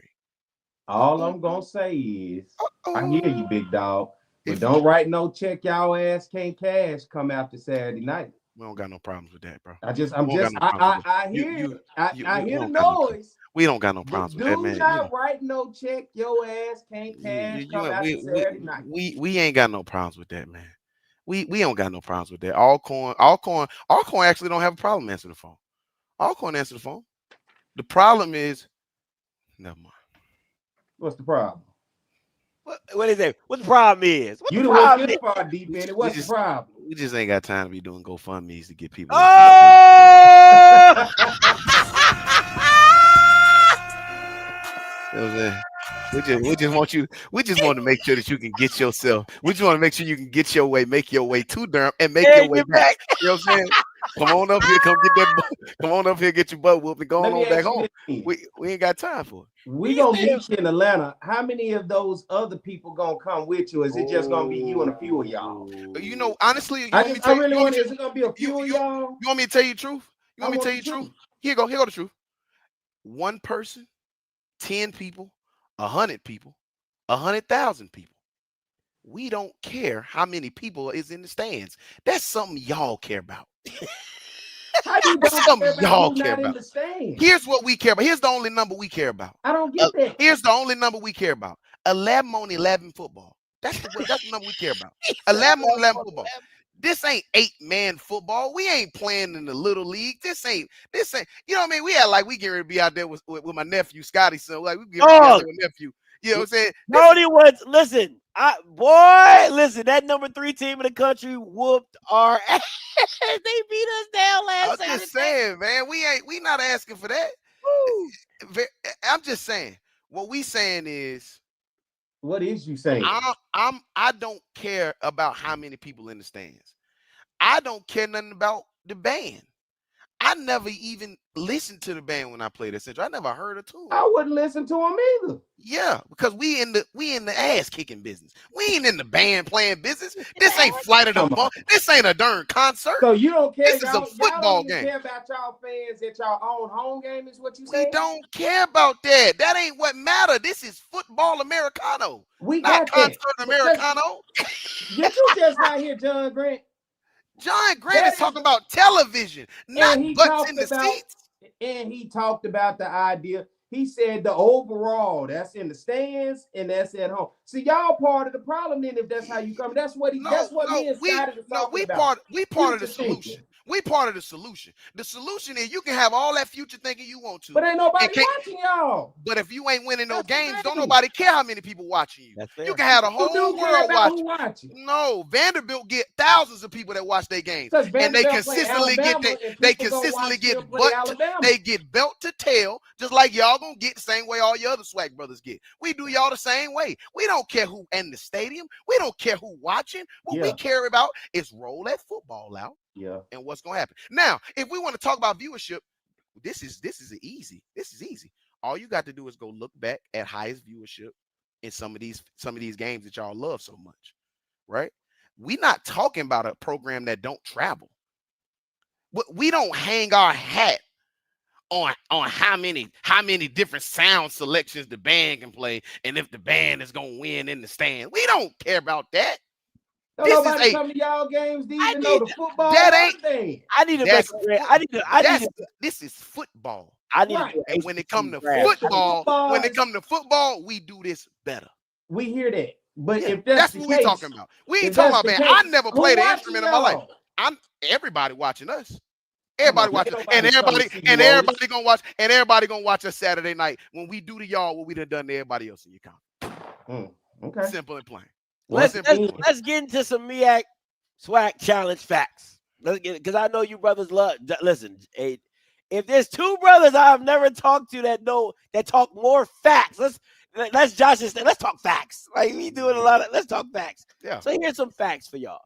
Right, series record, MEAC leads 11-7. Mm-hmm. That's a fact. Mm-hmm. Another fact: the SWAC has won the last 3 matchups. That's a fact. Mm-hmm. Top attendance, because I had to put that there because SWAC fans, they care. They care. We ain't gonna break it then with North Carolina Central in the game. We not. But I tell you what we might do. We might break every light. We might break every light in the scoreboard against y'all. Ooh. Don't worry about breaking the viewership record, because that defense, we gonna talk about that in a minute. I got some conversations to have with you. Oh, if y'all let Jackson do that to y'all, imagine. Never mind. Go ahead, Scotty. Keep on. You weren't even there to play Jackson. Come on, yourself. Come on with it. We not in the SWAC. You gonna bring up? We already beat Jackson. We already beat. You was at home. Been there, done that. Been there, done that. Been there, done that. Been there, done that. That's a fact. Been there, done that. That's a fact. Yeah. Go ahead. You got a conference championship game. We don't. Go ahead, Scotty. Keep on with your facts. Passing record, Jason Brown. Now, I'll tell Jackson State fans, how did that work out for you? That's your boy. Rushing record, Tariq Cohen, 166 yards, 2 touchdowns, and 11 carries. Absolutely crazy, phenomenal. Another MEAC SWAC challenge. In 2021, the live ESPN broadcast of NCCU versus Alcorn State gained major exposure, surpassing 1 million viewers, and when combined with coverage on ESPN and ABC, total 5.6 million viewers across programming like College Game Day and Good Morning America. It became the second most watched FCS game ever on ESPN. That is a fact. You know what's another fact? We ain't never lost Hey, in who the won that MEAC game? SWAC And challenge. who won You that are game? 3-0. That is a fact. We Southern ain't is never, 3-0. and we one of the few teams to ever play the MEAC SWAC challenge on our own campus, beating the team that beat y'all. Yeah, that was before COVID, man. We ain't It talking about don't, something that but happened folks light don't years ago. matter. All Hey, this who shit won? you Hey, this talking game about, you got. you This game you still got talking on the about screen. 06. No, I'm not. I'm talking about last year. We We put talking belt. about the We last put time belt. Southern. No. We put belt the ass last time we was in this game. We put belt the ass last time we played against y'all schools. We It put wasn't belt the ass Southern the every last time we played. in this game. Oh, well, last time we beat Southern, we was a Division II school. That's what I'm talking about. You Oh, Are you serious? 2006. Go look it up. I ain't gotta lie. Yikes. We ain't played them but one still, I time. just said he's still holding on to it. He said No, no, I don't gotta until hold he on to that. brings it up. I'm talking about what we do to the SWAC. Y'all don't pick up the phone enough for us to play against y'all. But the last time we did play against you was 2006. Y'all ain't no money. Who gonna pick up the phone and you ain't getting no money Come on, from man. y'all? Come on, man. That don't even make no sense. It don't Perennial make all- listen you to this. just Listen to not this. your Listen to dumb this ass talking statement. about money. Listen to this statement right here. Listen to this statement right here. It makes no Since sense to play COVID, if since COVID, how many times have we played in the MEAC SWAC challenge? Twice. Since COVID, have we been to the Celebration Bowl? Yes. Since COVID, have we been on national television more than being on the SWAC TV network? Yikes. What? Since COVID, how many preseason non-conference games have we played against teams that ain't in our conference? That's 'cause you don't play COVID, fucking since conference games until Halloween. since I ain't COVID, okay. how many SWAC schools have picked up the phone and took on this challenge? Bro, you just So swear what I'm God, saying to you, like, what I'm ain't saying to you nobody is, running from North Carolina. So, like, it ain't. get You ain't that gotta you have run. that You ain't gotta arrogance, run. You ain't but I gotta cannot run. believe how You you ain't got stick to your run. chest out. What you mean? Listen, And because you men ain't lie, nobody coming women to lie, see y'all. numbers don't. No, you ain't. That's the problem. That's the problem. We're talking about ball. We're talking about football. Y'all want to sit here and talk about You attendance. just got Y'all want to you talk keep about moving bands. goalposts. You No, just I'm not. I'm said talking about national football. television. Yeah, How talking many about times football. you play? Why are you For saying football. For football. Because we Okay. play football. And the reason why they keep calling and asking us to play football on national television is because they know we bring a bag full of belts when we come. They know.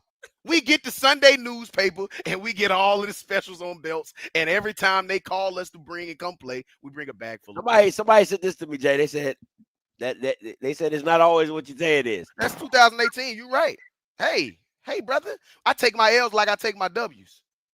I take my L's like I take my I'm W's. just saying. A But when PD I- man but text when- me this real quick. It Yeah, said, but- "Hey, You're right. I take my L's like I take my W's. But we've been trying to get this lick back. PV, answer the phone. Pick up the phone, baby.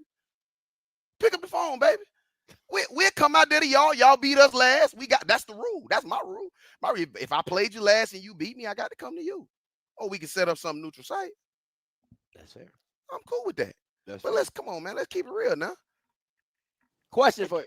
Let's slide it. So we're gonna slide the MEAC SWAC challenge on the side real quick.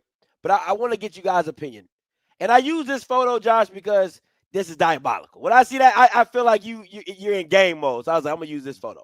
But HBCU football after the prime era, how has it been in your guys' personal opinion? Better, worse, same? How have you guys felt about it just in the overall aspects?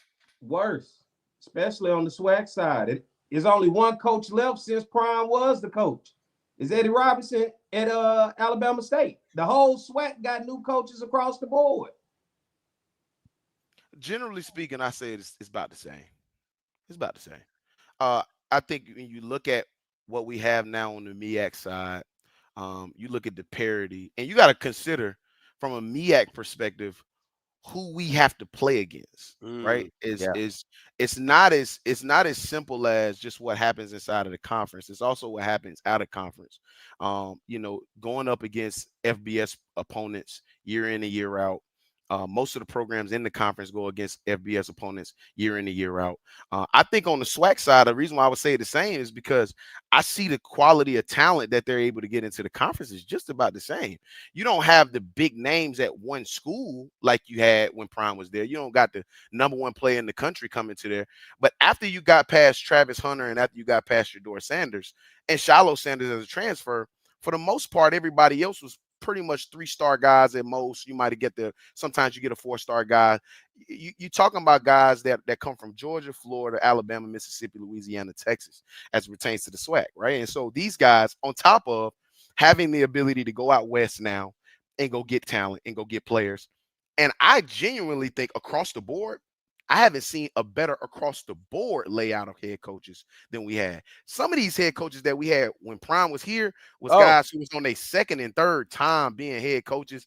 They was in that loop-de-loop. They had been around for so long. In some ways, I could even say it's better because competitively, we're starting to see more matchups. We're starting to see more out-of-conference matchups. Even the SWAC, as far as for just as big as the conference is, they're starting to play more teams out of conference, which is something that we talked about for a long time that we're starting to see come to fruition. So when you look at all of those different things, I would say at worst, probably the same.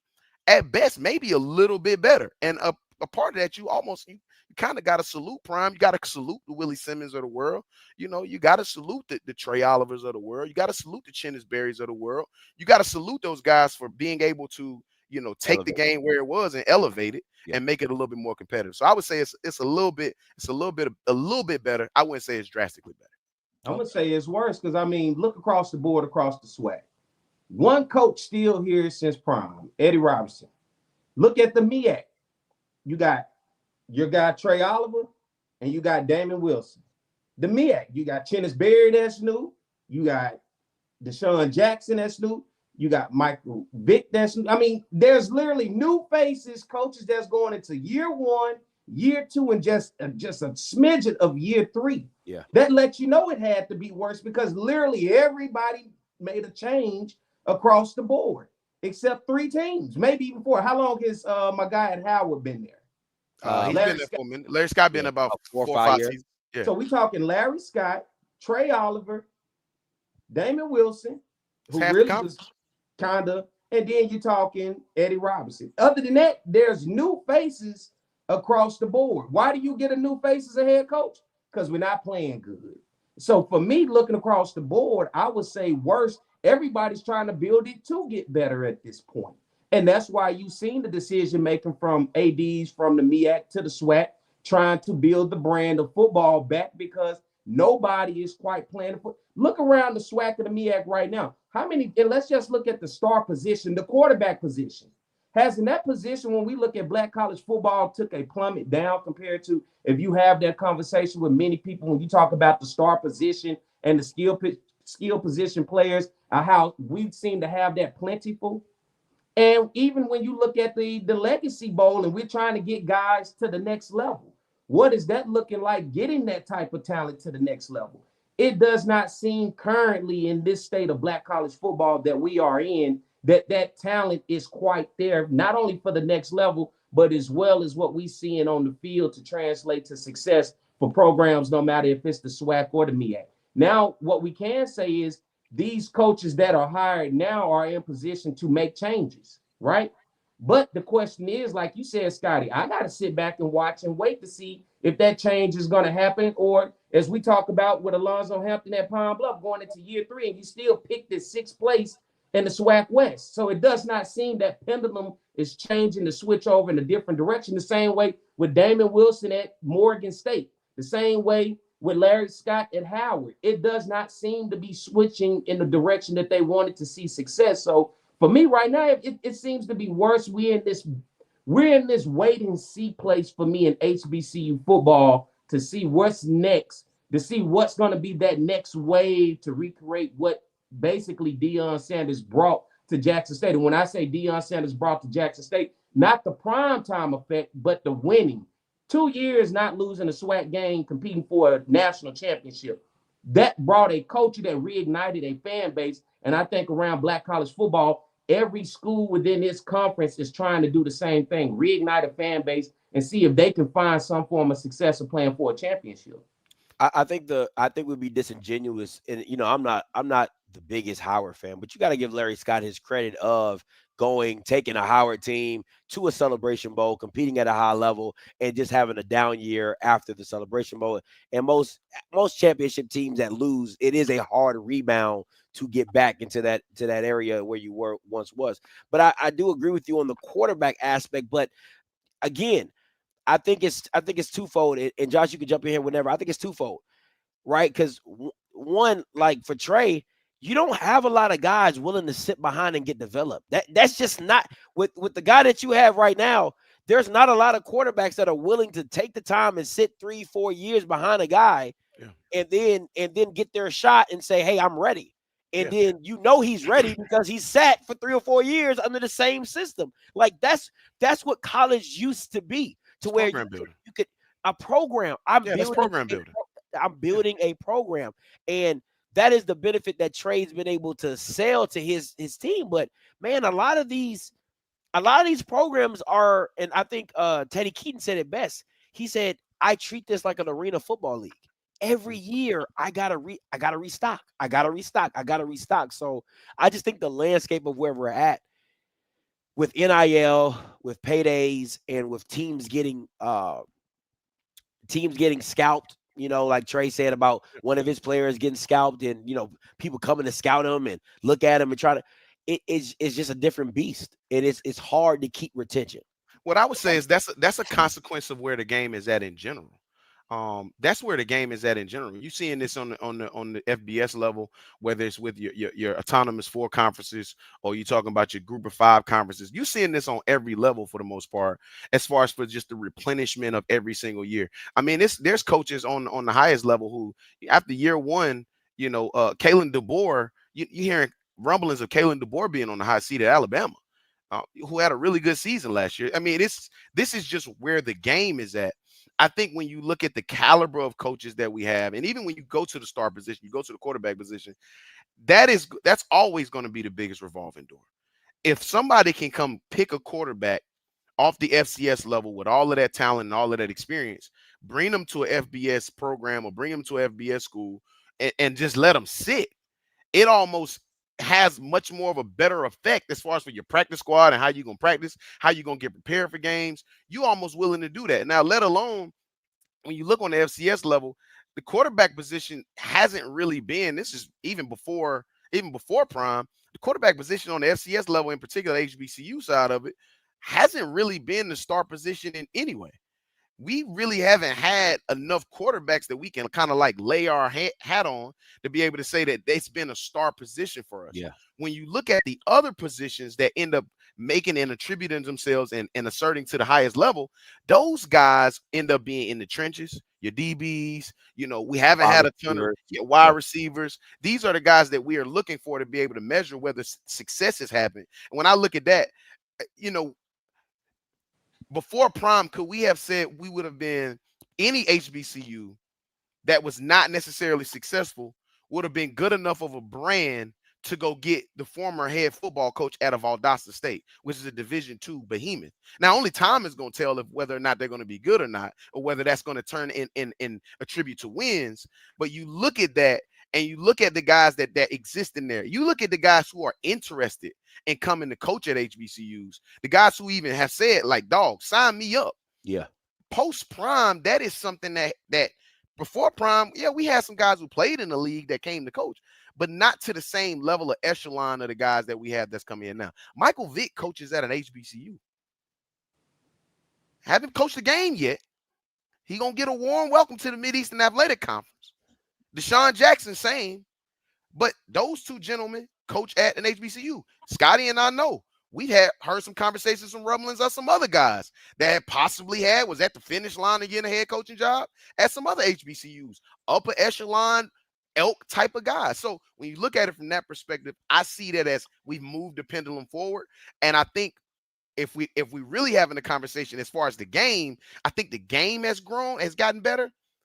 But what about the quality of athletic directors and institutional leadership? Ooh. That is where I would say has gotten worse. It's because a lot of these folks that we have in the leadership positions at our institutions, at different institutions, right? These folks are not forward thinking at all. They doing just enough to be able to stay in their role in their position. And they doing just enough to be able to say, you know what, I got a job and I can stay here till I retire. Or I can stay here until I get an associate AD spot at a bigger school or somewhere where I want to be at. Yeah. That's where I would say we've gone drastically backward. It's because if anybody was really paying attention, you shouldn't have been paying attention to Deion Sanders. should have been paying attention to Ashley Robinson. And Ashley Robinson was the person who was setting the bar for where we needed to go. Your willingness and your ability to put away your fear and say, man, I'm going to just take this shot at this guy and see if he'd just be interested to come coach my program. And there's only been a handful of coaches and a handful of ADs who have been forward thinking. For the most part, most folks have been doing the Red Queens race and running in circles. You know, to a couple points of what you're saying, when I talked about the quarterback position, it wasn't the quarterback position to go to the next level of the NFL. But if we've seen who's won championships, it has come down to who has had the better quarterback. Would you agree? I agree. And when we look around the conference, even looking at last year, one of the best quarterbacks, even in the SWAC, was Mekhi Hagan at UAPB, right? When you look over at North Carolina Central and in the MEAC, who would you say was the best quarterback in the conference in the MEAC last year? Would it go to Walker? Walker. Eric Phoenix. And Eric, then Walker. Phoenix, 1A, 1B, yeah. and those were the two best teams. Now, the other side of what I bring up, the Legacy Bowl and talking about getting guys to the next level, is the very sentiment of what Dion preached when he was in the SWAC, when he brought the eyes of saying, what we got to do to get these guys, these scouts, because guess what? They're going to go to the big school and pick this guy just off the strength that it's the big school. But we got hidden gems amongst us in the HBCU space, but you don't take the time to even come check out that hidden gem or to find out that it's a hidden gem within this space. And so that's why for me, when I make the statement that I'm saying is, for the quarterback position is, we're not seeing enough quarterbacks around the way. It's almost starting to be a little bit top heavy when you're talking about who's able to get the quarterback, right? What teams then? It's everybody else. Alabama State has been a perennial team each and every year, but you know what has stopped them from getting to the mountaintop? Quarterback. That's exactly what I'm saying for everybody else. You got to have a quarterback. That's why that position remains the star position for any team if you're going to win a championship, let alone not just a conference championship, but to get to the Celebration Bowl. I think that's why you will be feeling high right now with North Carolina Central. You have a quarterback that is seasoned and has been a part of the program. You have a guy that's set behind that's probably Davis Richards, going to be an All-American, not a Hall of Famer one day in North Carolina Central. Yeah, he'll be a Hall of Famer. He sat there and did what we just talked about a lot of guys won't do. And we're not seeing the translation of our guys from that position being bumped up to FBS. We're seeing the guys from FBS being bumped down to FCS to get that opportunity. And so that's why when I look at it overall, it comes down to the quarterback play. That's the decision.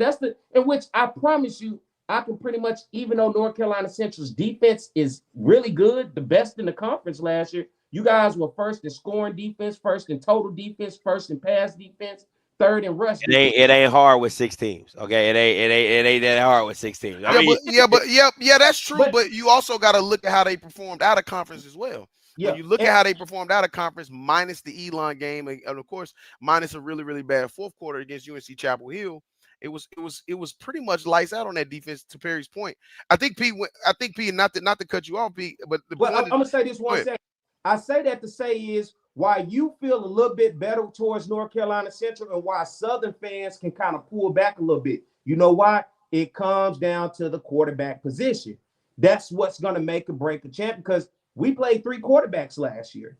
Coming into this season, it's still a question mark on who's going to be the guy. Is it going to be Jalen Woods? Is it going to be Cameron McCoy? Who is it going to be? Southern's defense has been one of the best in the conference, no doubt about it. So we feel comfortable with that. But it's, can we put up the points? Can we move the ball? Can we sustain drives without leaving our defense out on the field? And I feel in this situation, while I'm talking about the quarterback position, it gives you a lot more confidence as a team when you know who your guy is, and when that guy has been a part of that program, he understands the culture, and you can depend on your guy consistently instead of constantly playing musical chairs at that position. That's one of the reasons why, and I know you get ready to change points, but that's one of the reasons why you see such a large amount of turnover as far as in the head coaching position, is because the premier position that you have to develop is the quarterback position. And because we've had this last crop of, I think we're just now getting out of that last little bit of coaches that we had that was head coaches that just, they were terrible at developing. And I've talked about this a lot on my show about the development of the quarterback position, right? And the reason why North Carolina Central has had so much success is because you've had an offensive coordinator and a quarterback coach who just understands how to develop the quarterback position. And then you let your other guys who your offensive line coaches, your running back coaches, your wide receiver coach, you let them go do their job. But if you got a consummate professional at your OC and or your quarterback coach's position, you have the ability to be able to beat teams purely off of development, because these guys, they're not seeing something they've never seen before. Unfortunately, this last crop of head coaches, which I'm very, very happy about this new crop of head coaches that we got at different spots. It's going to be hard for you to be able to prove to show me a better group than Sam Shade at Alabama A&M. Defense first guy who understands that you win the game inside of the trenches, and if you can stop teams from being able to run the ball, then you make them one-dimensional. And then once you make them one-dimensional, then you got to let your playmakers go make plays. I mean, T-Jack, it's going to be hard for you to be able to show that a better combination of a coach than T-Jack. Great defensive mind, also a great guy who understands both sides of the ball, the balance of all three phases of the game. Same. Our problem is, and to your point, you said earlier that we top heavy. Our problem lies as far as HBCU football, and it lies across the board. But I think in particular HBCU football is that lower tier of football in HBCU football. There are some programs who live in that lower tier and they never get out. Yeah. They make the overall brand of HBCU football look bad. Makes it look really, really bad. It's so bad that it never allows for the diamonds that's at the top to be able to shine the way they need to. That's fair. That's fair. But that diamond gonna be shining in Delaware State. That diamond it's gonna be nice in Delaware State. Let me ask this. I know Josh is gonna love this. We gotta keep it short. We're gonna keep it moving. Who has more wins? Say what? What are we doing here? Okay? What are we doing? Who had more wins last year? Hey, do you know how close this actually is, fellas? So when we did this we did the MEAC and the cousins. I got Delaware State only winning one game next year, me personally, and I got them beating. Disrespect. I know fake. I positively. But you know what, Scotty? I take that back. I got them winning 2 games. I got them beating St. Francis and Southern Connecticut State. Mm-hmm. That's it. Yep. A&T ain't no D2 black colleges on that schedule. It's over. Yeah, AA teams on that school. Yeah, it's over with. Looking at A&T. So it's who belts. has more wins? It's belts. Just who the better set out. I'm gonna go with Delaware State. Yeah. Okay. Yeah, this ain't even a question for me, Scotty. I almost threw it when I saw them colors some on the screen right here. Right, it's like half of the screen just look like, just this one little column right here on the screen with that A, and then I don't even know if that's really a T. But I think North Carolina A&M doesn't stand a chance to win a game this year. Not A&M. He said A&M. He got the camp do it. I think North Carolina A&M doesn't stand a chance to win this year, man. It's tough. You look at that schedule and you got to ask yourself, which team? And I've asked this to Dave. I've asked this to. Which team on their schedule can you say if the ball is rolled out today, they go beat? You know what you know that you can say without a shadow of a doubt that they're going to beat. I mean, when you look at they on the road at Tennessee State, they're playing UCF, they got Hampton, they got you guys, North Carolina Central, both at home. Then they get into conference play with Maine, William and Mary. Then they take on South Carolina State, Campbell, Towson, Stony Brook, Mammoth, and Elon. That man said Mammoth. Excuse me, Mammoth. Don't you start me, because you'll fuck up a name. Okay. What you call my man Quincy? Not Richard. It was the other quarterback. Never mind. We'll talk about that. Terrence Levy. He was calling something else. That's how you spell it. Levy. I just don't. When it comes to these guys, right? Broadway ain't walking through them doors. He is a consultant, though. He is a consultant. He's a consultant, but he's not the head coach. And I mean, they were dead last in almost every category. 16th in offensive scoring, 15th in total offense, 12th in rush, Perry 13th in pass. I'm just saying. And what did they add this offseason that makes you feel confident that they would even win a game? That's the question I've been asking. Is I would feel that way if I said, okay, can somebody give me one guy that you like? That guy's gonna win us some games. Yeah. I like that guy. He's gonna win. He's gonna put us in a position to be able to win some games, right? Hey, he's gonna help us to get a little bit closer. And I think if they would have kept that Christian Kelly kid, their running back, I really liked him. But again, running backs has never been an issue for Gibbs. But I just thought nice little question. Delaware State, I'm going with Dale State. I think I got Dale State winning. Boy, D-Jack does do well. He win more games than A&T. I will give him that. That's tough. All right, last one for the section. Then we get to the SWAC MEAC game. In 3 years, the MEAC is the same it is now. Look, man, there's a lot of conversations about the future of the Mid-Eastern Athletic Conference. I'm very, very open and honest about the need for some leadership changes. I don't know if those leadership changes need to be the commissioner. I don't know if it need to be the folks that's around the commissioner. I don't know. That's not my place to be able to do that, because ultimately you got to have so many conversations with so many presidents and chancellors to be able to even make things happen. And we just got done talking about the non-forward thinking of HBCU sports in general. As long as there's a Kerry Davis around, who's the vice president of athletics at Howard, as long as there is a Skip Perkins around, I think we're going to be fine. I think the MEAC will be fine, as long as you have ADs like that who can push the margins, that are willing to push the margins. As long as those guys are around, I think you're going to be fine. But, and I don't mean to say it, but South Carolina State, missed out on who they person was supposed to be. The person who they were supposed to have, supposed to still be there. She ain't there no more, right?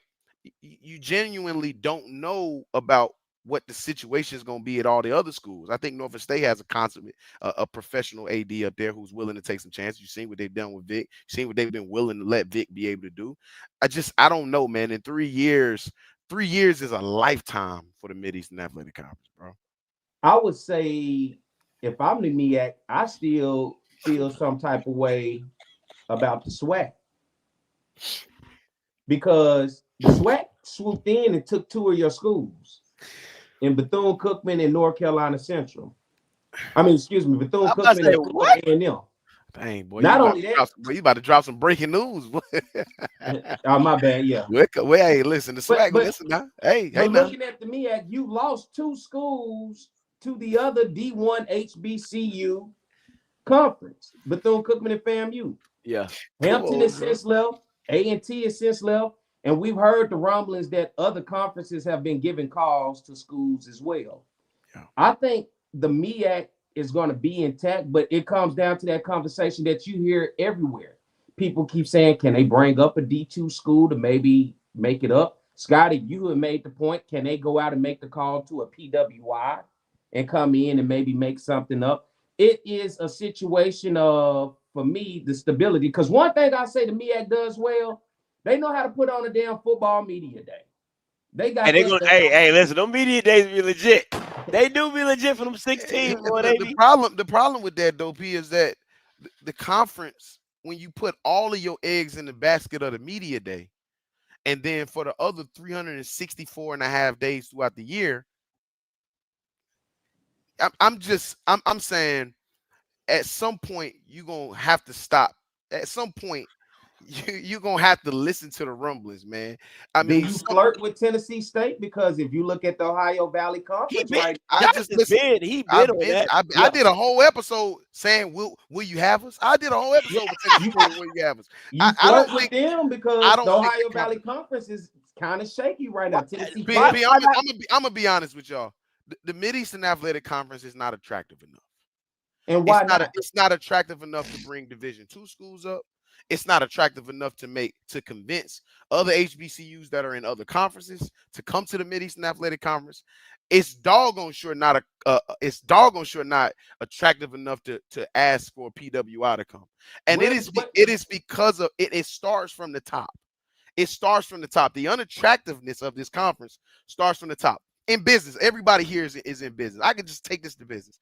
In business, what most investors or most customers want to look for is an attractive product, an attractive brand. Even if the brand ain't necessarily what they want, at least let the service be so good that it makes people want to at least give you a try. This is something that we have a problem at the top on how to be able to enhance this problem. We have an issue at the top as to what it's going to take to make the product more attractive.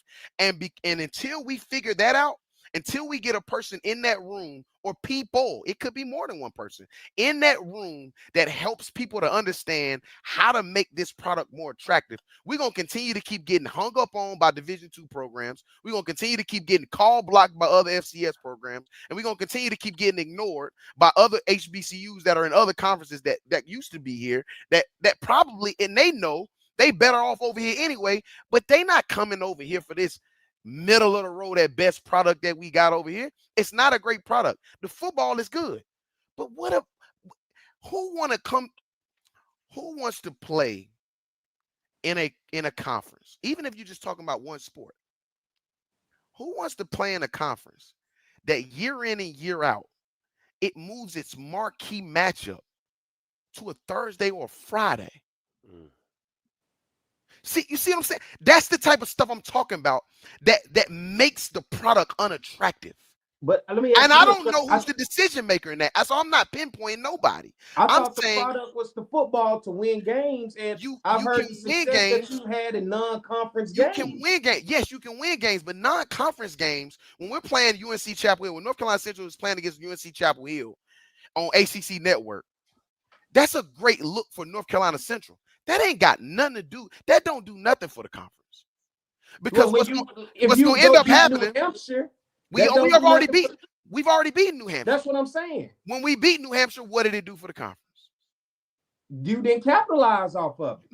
No, not we. When we beat New Hampshire, we capitalized off the conference. That's what I'm saying. I'm talking about the conference. I'm saying, exactly. How does a conference, if you do not have the leadership in the room to know how to capitalize off those type of moments, how do you do it?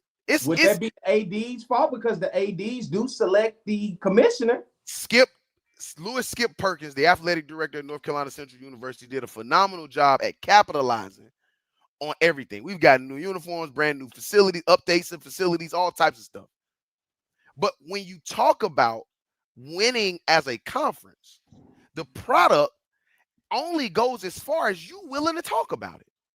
So what does a successful MEAC conference look like, in your opinion, by being attractive? Because I don't think the SWAC is that attractive, but, you know, we lured FAMU and Bethune-Cookman to add 12 teams. But I'm asking for you, what would make the MEAC attractive, in your opinion? We have to do a better job. You can't expect nobody to promote you better than you promote yourself. Now, I'm willing to give this a shot. We now have another opportunity here. It's a new season. We now have a brand new opportunity with Michael Vick and Deshaun Jackson in the conference. You got Trey Oliver in the conference. You got Chennis Berry in the conference. You got Damon Wilson in the conference. You got Larry Scott in the conference. You now have, at all 6 institutions, all 6 programs, you got at least a recognizable name as a head coach at every single program in the conference. Prior to, when you only got 6 schools, you can't afford to have 3 out of your 6 schools have a terrible brand as your head football coach. How the conference ain't gonna, and then you got a conference that's not promoting itself well enough. We got enough star power now. When you say that the SWAC is not a great brand from a conference standpoint, I beg to differ. I look at what that conference did from a partnership standpoint, from a television rights standpoint, from a drive to secondary rights standpoint. Dog, that conference took advantage of as much as it possibly could when Prime was there. Now, was there still some food left on the table? Probably so. I won't say that it was perfect, but I'm saying today you have a SWAC media network. You got partnerships with some of the biggest companies in the country. You have multiple brands. I'm talking about recognizable brands inside of the conference, as far as for head coaches and as far as for programs. Oh, and then you still are also getting the opportunity to participate on a national stage with the MEAC SWAC Challenge and the Celebration Bowl. The only thing that I see the SWAC need to do is expand its non-conference schedule a little bit more and go play against Southland schools, go play against CAA schools a little bit more, go play against some more, some higher ilk FBS programs that's in that G5, right? That's the only thing I think is missing. In the MEAC, our laundry list of problems is much longer than what you have in the SWAC. I think that you guys, it's easier for you guys to be able to criticize a good product that's at 85%, when we the guys that's on the other side of the fence that have a 45% type of product, and we looking at y'all with an 85% level product, and we saying, what the heck are they doing? Well, man, must be nice. And Perry, not only did we lose 2 schools to the SWAC, we lost 2 schools to Division II. Yes, we lost 2 schools to the Big South, and then 2 schools to the CAA. We lost more than just the 2 schools we lost to the SWAC. We lost 2 schools to Division II. Yeah. Before conference realignment was a big thing, we lost 2 schools to Division II. I mean, dog, who's losing that way? So that's all I'm saying, man. It's none of the Division II schools that we all talk about has any interest in coming up to the Mid-Eastern Athletic Conference. So that's an attraction problem. From the branding and marketing standpoint, Last point. Yeah, because we don't get to do MEAC deep conversations here on this show much, but are you saying you're looking more for a branding and marketing deal in terms of better partnership, maybe putting your on television is what you're saying? No, man, that television ain't our answer. What is y'all answer in your opinion? We've got to promote and advertise ourselves first better. We don't promote and advertise ourselves great yet. And what that means? You saying the athletic, the school? I'm talking about the conference. I'm talking about the conference, right? Just saying we are the MEAC. Yeah, we the MEAC. Get some branding in there, man. Promote the conference better. Spend some dollars on advertising. Put some more dollars on advertising other than when a MEAC school is playing. I mean, advertise this thing, man. Be willing to go outside and take some chances on advertising, because you don't know what can happen if you don't take no chances. That's what I'm saying. And we haven't been taking any chances. We've been playing it safe. And what that's done is it's made us unattractive to any program that would even consider one to kind of change a conference. And y'all, there's some big markets on the East Coast. Huge television markets. Facts. Huge television markets. All right. For what it came for, what we here for, what it's all about.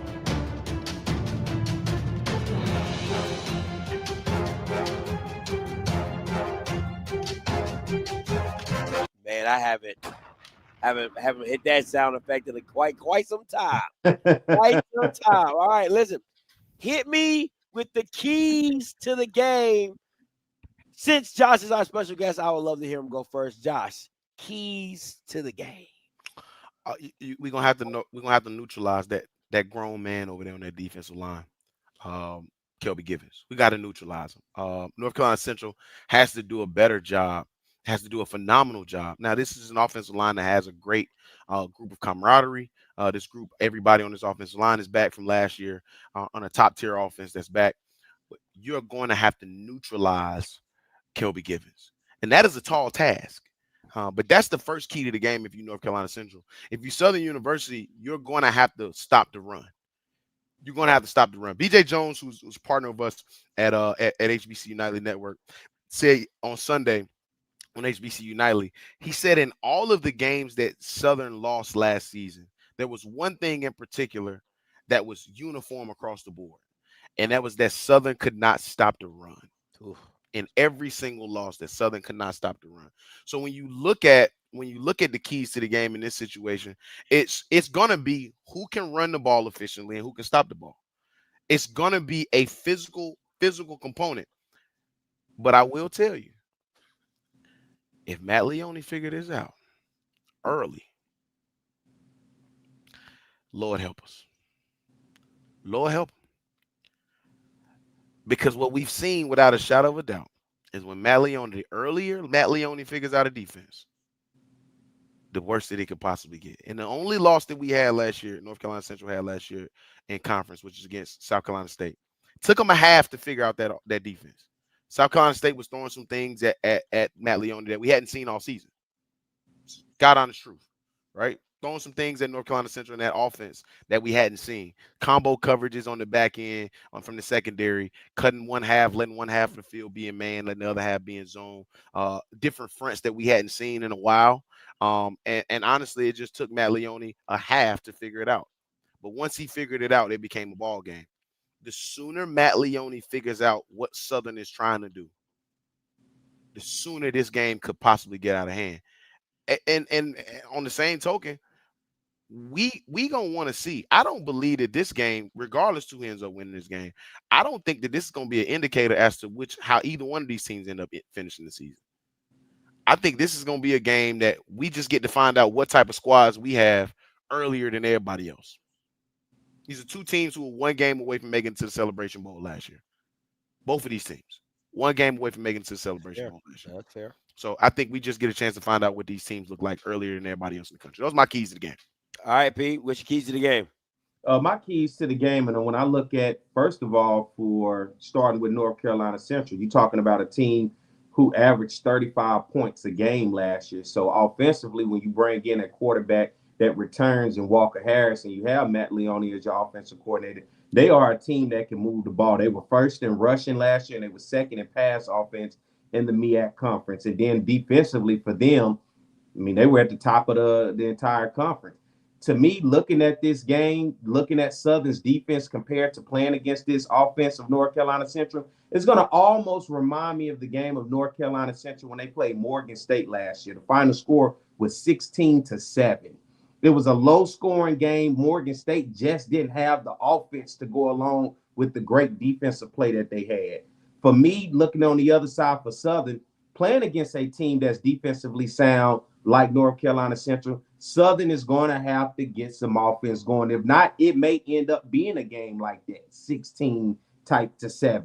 Southern's going to have to find a quarterback and lock in. Jalen Woods seems to be the guy that most think as the returner from last year that may take the reins. But then you got a guy like Cameron McCoy who can do it with his legs as well as his arm, but mostly with his legs. Jalen Woods is not a dual threat quarterback at all. He has the ability to move when necessary, but he is the definition of what we don't really like to see these days, the drop back pocket passer. And he gives Southern the best opportunity for the explosive play down the field. I think when you get the Cameron McCoys of the world, you get the nickel and dime and looking for the big play coming off of his legs to be able to break those runs and extend those drives. For me, also the running back room for Southern is deep, starting with Trey Holly, a former four-star Louisiana high school all-time leading rusher. Then you factor in Mike Franklin, transferred in from Jacksonville State. Princeton K, he transferred in from Louisiana Tech. Then you got the two guys who are already on the roster from last year, Barry Remo and Jason Gabriel, who is more of your athlete. You can put him out in the slot as well as keep him in the backfield. I think for anybody who's going to be watching Southern this weekend, that's going to be what you're going to watch. The position most is that running game. Can Southern establish the run game behind a very choppy and the chemistry from the O-line wasn't there early in the first 4 or 5 games of last year, right? As you saw them tweaking with the roster a little bit, it seemed to have started to come together a little bit later. But I will also say at the same time, defensively looking at Southern, Southern was first in the conference last year in pass defense, only giving up 152 yards. I will live on Southern's pass defense against Walker Harris with the likes of a Horatio Johnson, the likes of a Herman Brister, even an Elijah West, who led the conference last year with 10 pass breakups. Then you factor in an Eric Reed, Xavier Spencer to go along with that, with Prairie View transfer, Traylon James, along with Zay Franks coming in from Southern Miss. That's the part of the game when they say it's about matchups. If we can force with that D-line that we have, and then you get a Kelby Givens, our D-line has to disrupt Walker Harris and force him to be uncomfortable. I would live with that, and I think that's the key to the game for Southern. Can you get Walker Harris to get uncomfortable in the backfield and live with him throwing it to that defensive backfield of Southern? On the other side for Southern, Southern has to establish an identity on offense. It's either going to be balanced or it's going to probably be run heavy. And for me, considering the inconsistency at the quarterback play, I think Southern is going to want to be run heavy because we have yet, outside of Darren Morris, the one guy that you hear coaches and everybody else high on as the dog offensively, along with Dupree Fuller from the tight end position. Southern is going to want to establish itself in the run game. And you saw that a lot last year, Scotty. What was your play? Inside zone? Inside zone. That's what's coming. That's all they're going to run. Inside and for zone. me, that's what Southern's going to try to come in and establish and play that physical, not finesse game, that physical game behind the run game, but it's going to come down to that offensive line. This game, period, I think you're going to have the skill around the ball, but this game is going to be determined in the trenches. And can Southern's trenches and North Carolina Central trenches hold up? I think at the end of the day, that's going to be the key to this game, the trenches. But Southern's going to want to establish the game, and I think for North Carolina Central, as you said, Josh, with Matt Leone as the offensive coordinator having to make those adjustments, he's going to want Walker Harris to get comfortable in this game, be able to take a deep breath, see what he sees on the field, and make the plays. We're not asking too much of you. We're just asking enough of you. Okay. I think I don't want to say too much because I don't think Southern's going to win this game, so it don't even matter about where. I didn't want to say anything to give it away, but I don't think Southern's going to win this game. And this is the reason why. I think a lot of what we've seen, like, because Perry likes to bring up stats, like, oh, they did this. But when you look at your schedule, a lot of teams that you faced last year didn't have passing attacks. So that you didn't have to deal with quarterbacks. You didn't have to deal with high-level offenses that were able to attack you in multiple ways.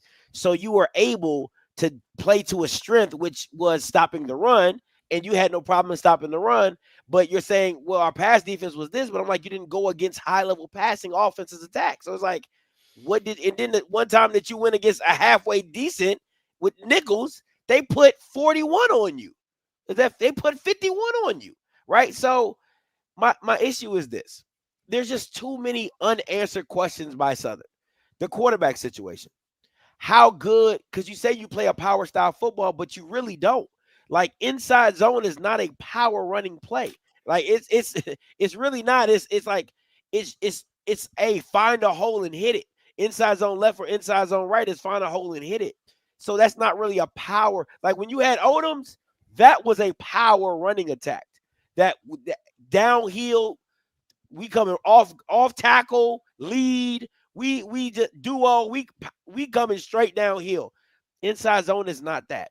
And that's not really. I think you have the backs to run, but you don't have the running attack to do it well. That is my issue. It's just a lot of holes in what I see with Southern. I do believe they have a great D-line. I think the linebackers from last season, I don't know who they have for this season, but last season they were a little light. The D tackle was an issue last year. You couldn't really stop anything up the middle. That was your biggest. Your ends were amazing, right? But you couldn't really stop anything up front. Now, and offensively, you were so one-dimensional. I don't even know how you kept winning all these games. I'm like, they can't throw the ball at all. And you had really dynamic receivers with Quay Davis, with the really fast kid that played with Dooley. I think his name was Chandler or something like that. Like, you had some really talented players. I just couldn't see it. And my thing, what's scary about this game for me, and me and Josh being offensive guys, we understand this.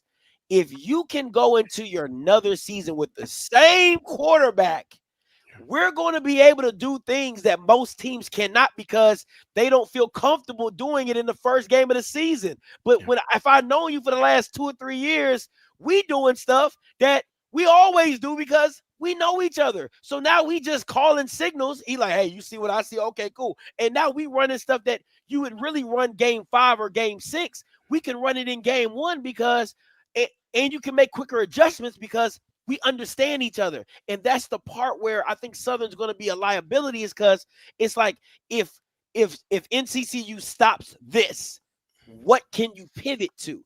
And that's the thing I don't think NCCU has a problem with, because do they want to run the ball? Do they want to establish the run? Yes. But if we have to pivot to Walker Harris throwing it 30 times, we can do that as well. And that's the thing that I don't know if Southern's defense is there yet. Yes, we know defenses play fast and they always start out the season better than offenses. But I would beg to differ with a guy who's been there for so long and understands the system like he does. It's just to me it's a recipe for disaster for Southern, because it's like we have so many holes, but they have so much continuity. And it's like the whole O-line coming back. The whole offense. I mean, 9 out of the 11 starters is back. That's like you don't see that in this day and age. And you're asking a team that has a new quarterback, a new running back. The Fredericks as the OC is still not good. Like, let's just keep it a buck. He's not that great. Your continuity that you have on defense is going to be solid. So I think there's a possibility of a slugfest, but I think it's going to start slow. And once that train gets off the track, I think there's just no putting it back on. That's just me personally, just in my little 2 cents on keys to the game. Yeah, it's just tough coming into a game where you already know that you one-dimensional. I thought about this today. I thought about if this game wasn't happening in week 0, if this game was maybe happening in week 10, maybe week 9, very much so better game. This is a better game, right? Week 0 is too early. There are too many questions that Southern has to answer this early in the season for there to be, realistically a pathway. You coming into this game and you already know that you're technically going to be one-dimensional, right? You hope that second dimension is going to be there. But you already know that you're going to be one-dimensional. You know that you're going to run the ball. That is the worst thing in the world. I ain't even gonna lie. Like, the worst thing in the world is coming into a game knowing that you're possibly going to be one-dimensional. And if you genuinely don't have anything to be able to pivot to. The difference in this situation is, and the reason why I say if this game was happening in week 9, week 10, week 11, Southern now has figured out what it can and cannot do. It knows where it can be able to take opportunities, when it can take shots. We saw what Southern looked like down the stretch last season. You're going to be hard-pressed to find a team that was more confident than that Southern team coming down the stretch last year, because they understood who they were. They understood what they could do, what they could not do. They understood where they could take opportunities, take shots, and take chances. Where it is in a game this early in the season, continuity is always going to win. 9 out of the 11 starters on the offensive side of North Carolina Central coming back. Crazy. 7 out of the 11 starters on the defensive side coming back. Like, and so much depth. And it's everybody on special teams. Like, that is a tough thing. So that's why I say when you look at it and you start looking, okay, the sooner that Matt Leone kind of figures this out, and the sooner our new defense coordinator, Jesse Thompson, figures this out, it's really going to be the part that's going to really be the difference. I think if Southern comes out and takes some shots early and does some things that is not expected to happen, I wouldn't mind seeing some trick plays early. I wouldn't mind you just take some shots, man. The sooner that it does not feel like you are one-dimensional, the longer you keep that rolling, you'll look up and you'll be out of the first quarter. You'll be out of the second quarter. You'll be in the third quarter. You'll be in a game. And it'll still be a ball game. But if you show you are one-dimensional early in this game, it's going to be very, very difficult for you to be able to kind of push away what ends up happening as you get later into this game. Because then that's what normally, from what I've seen in this game, I've been around this game a long time. Scotty, you have, Perry, you've been around this game a long time. Generally, what ends up happening is as the game goes along, it becomes a war of attrition. And the earlier the war of attrition begins, the scarier it gets for the team that doesn't necessarily have very many tools to be able to go in the back and pull out. And this will be my point, because what we talked about when I was explaining about the quarterback play across the HBCU landscape, particularly the MEAC and the SWAC. The best teams that typically win the championships typically have the best quarterback, correct? Mm-hmm. And that's what we've seen. So you could feel, and I said this when we first started, you could feel totally comfortable with a guy like Walker Harris.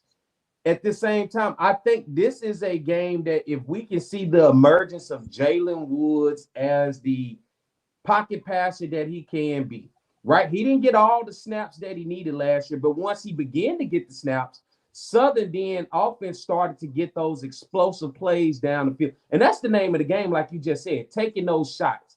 You can nickel and dime here and there, but can you get the big play over top when you needed to move the ball down the field? Can you switch up and down the 50? And for me, that's what we got to watch. And I think if you ask me, Jalen Woods is going to probably be the starting quarterback this weekend. I would assume so. Yeah. Huh? I said I would assume so as well. I believe because of the arm and what he's able to do, but we may watch a Jalen Woods emerge all of a sudden in front of us and evolve into being a quarterback that we didn't, that for some of us who believe that he could be this, but for many who don't know who he is, we may watch him emerge as that quarterback Southern has been looking for. And I think for anybody, when you've been looking at Southern for the past few years, really more than that, that has been the question mark. The inconsistency at quarterback play. If Southern can get the quarterback play, you could argue that you go back, there could be some championships on the table. But I think that's going to be the key, and I could feel why the confidence could be more so. Defensive side, this is going to be a hell of a defensive game. Zach, chill out, Zach. But when you look at Walker Harris, you got to feel comfortable with him. But I think and then you're going to put it on the screen. Even looking back last year at this game, when it was Alabama State versus North Carolina Central, wasn't this a good game when it came down to the quarterback play for Alabama State initially? And then once the quarterback started to go down, you saw the game slowly go over to the opposite side where it worked out more so. And then you guys had, what was the running back, Jamari Taylor? Yeah. It was actually the opposite, P. We came out in that game throwing it, guns blazing. Yeah. You went guns up blazing. Went up big. Alabama State figured out how to be able to utilize their mobile quarterback. And if you look at North Carolina Central last year, if you had a mobile quarterback, that was our Achilles heel. Right, I'm just keeping it real. And I'm talking like if you had a mobile quarterback that can get out of there, I'm talking about dog. Got them horses. Got them horses. So that became our Achilles heel. That showed early and often. As much as I want Jalen Woods to continue to develop into the quarterback, I think we all think Jalen Woods has the ability. He has the chops, as we used to say back in the day. He has the chops. Is this game too early for him to have to try to show those chops against a really, really athletic defense and arguably the best defensive back room in the country right now? Because they were young last year. Because I remember you said, hey, we got a really young backfield. That's going to be our Achilles heel. See how they play throughout the season. They've solidified that. You got 7 of 11 coming back, and now they're just a year older. It's tough. And one preseason All-American that's in, guess what? The defensive back room. This is my thing, and I know people are so high on Trey Holly, and I keep saying this. Dynamic running backs are dynamic, but you still gotta block. Like at the end of the day, you still gotta block. And again, if I'm a defensive coordinator, because I am now, because of my 10U Suns team, right? Yeah, thank you very much. If I'm a defensive coordinator coming to this Southern NCCU game, I'm stopping the run. It's not even. We're playing 6-7 man boxes, and I want you to throw the ball because I want you to tell me you believe in Jalen. I want Fredericks to tell me he got passing plays. What passing plays he got? You know what I'm saying? So again, you gotta make somebody a believer into what that is, because coming into this game, you cannot tell me that the defensive coordinator and Trey Oliver and all them guys, all them smart football guys in that room are saying, bro, we're stopping the run. Like Trey Holly is not going to beat us. And that's the issue that I've seen time and time again when I watch SWAC football is how can you watch a team know that, hey, this guy can't beat us, and then the same guy that's been beating everybody else comes into your game and beats you?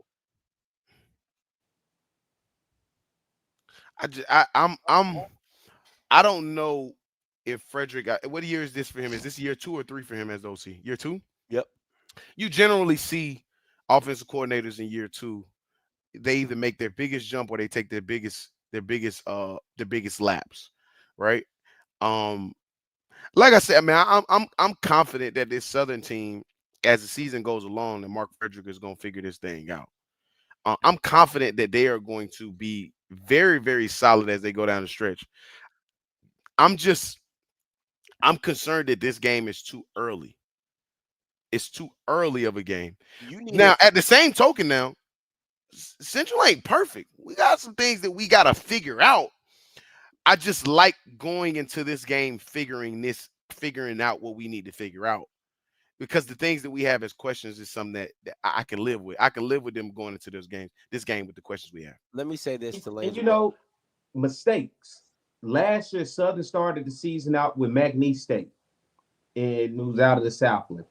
Southern is winning this game going into the fourth quarter. Yep.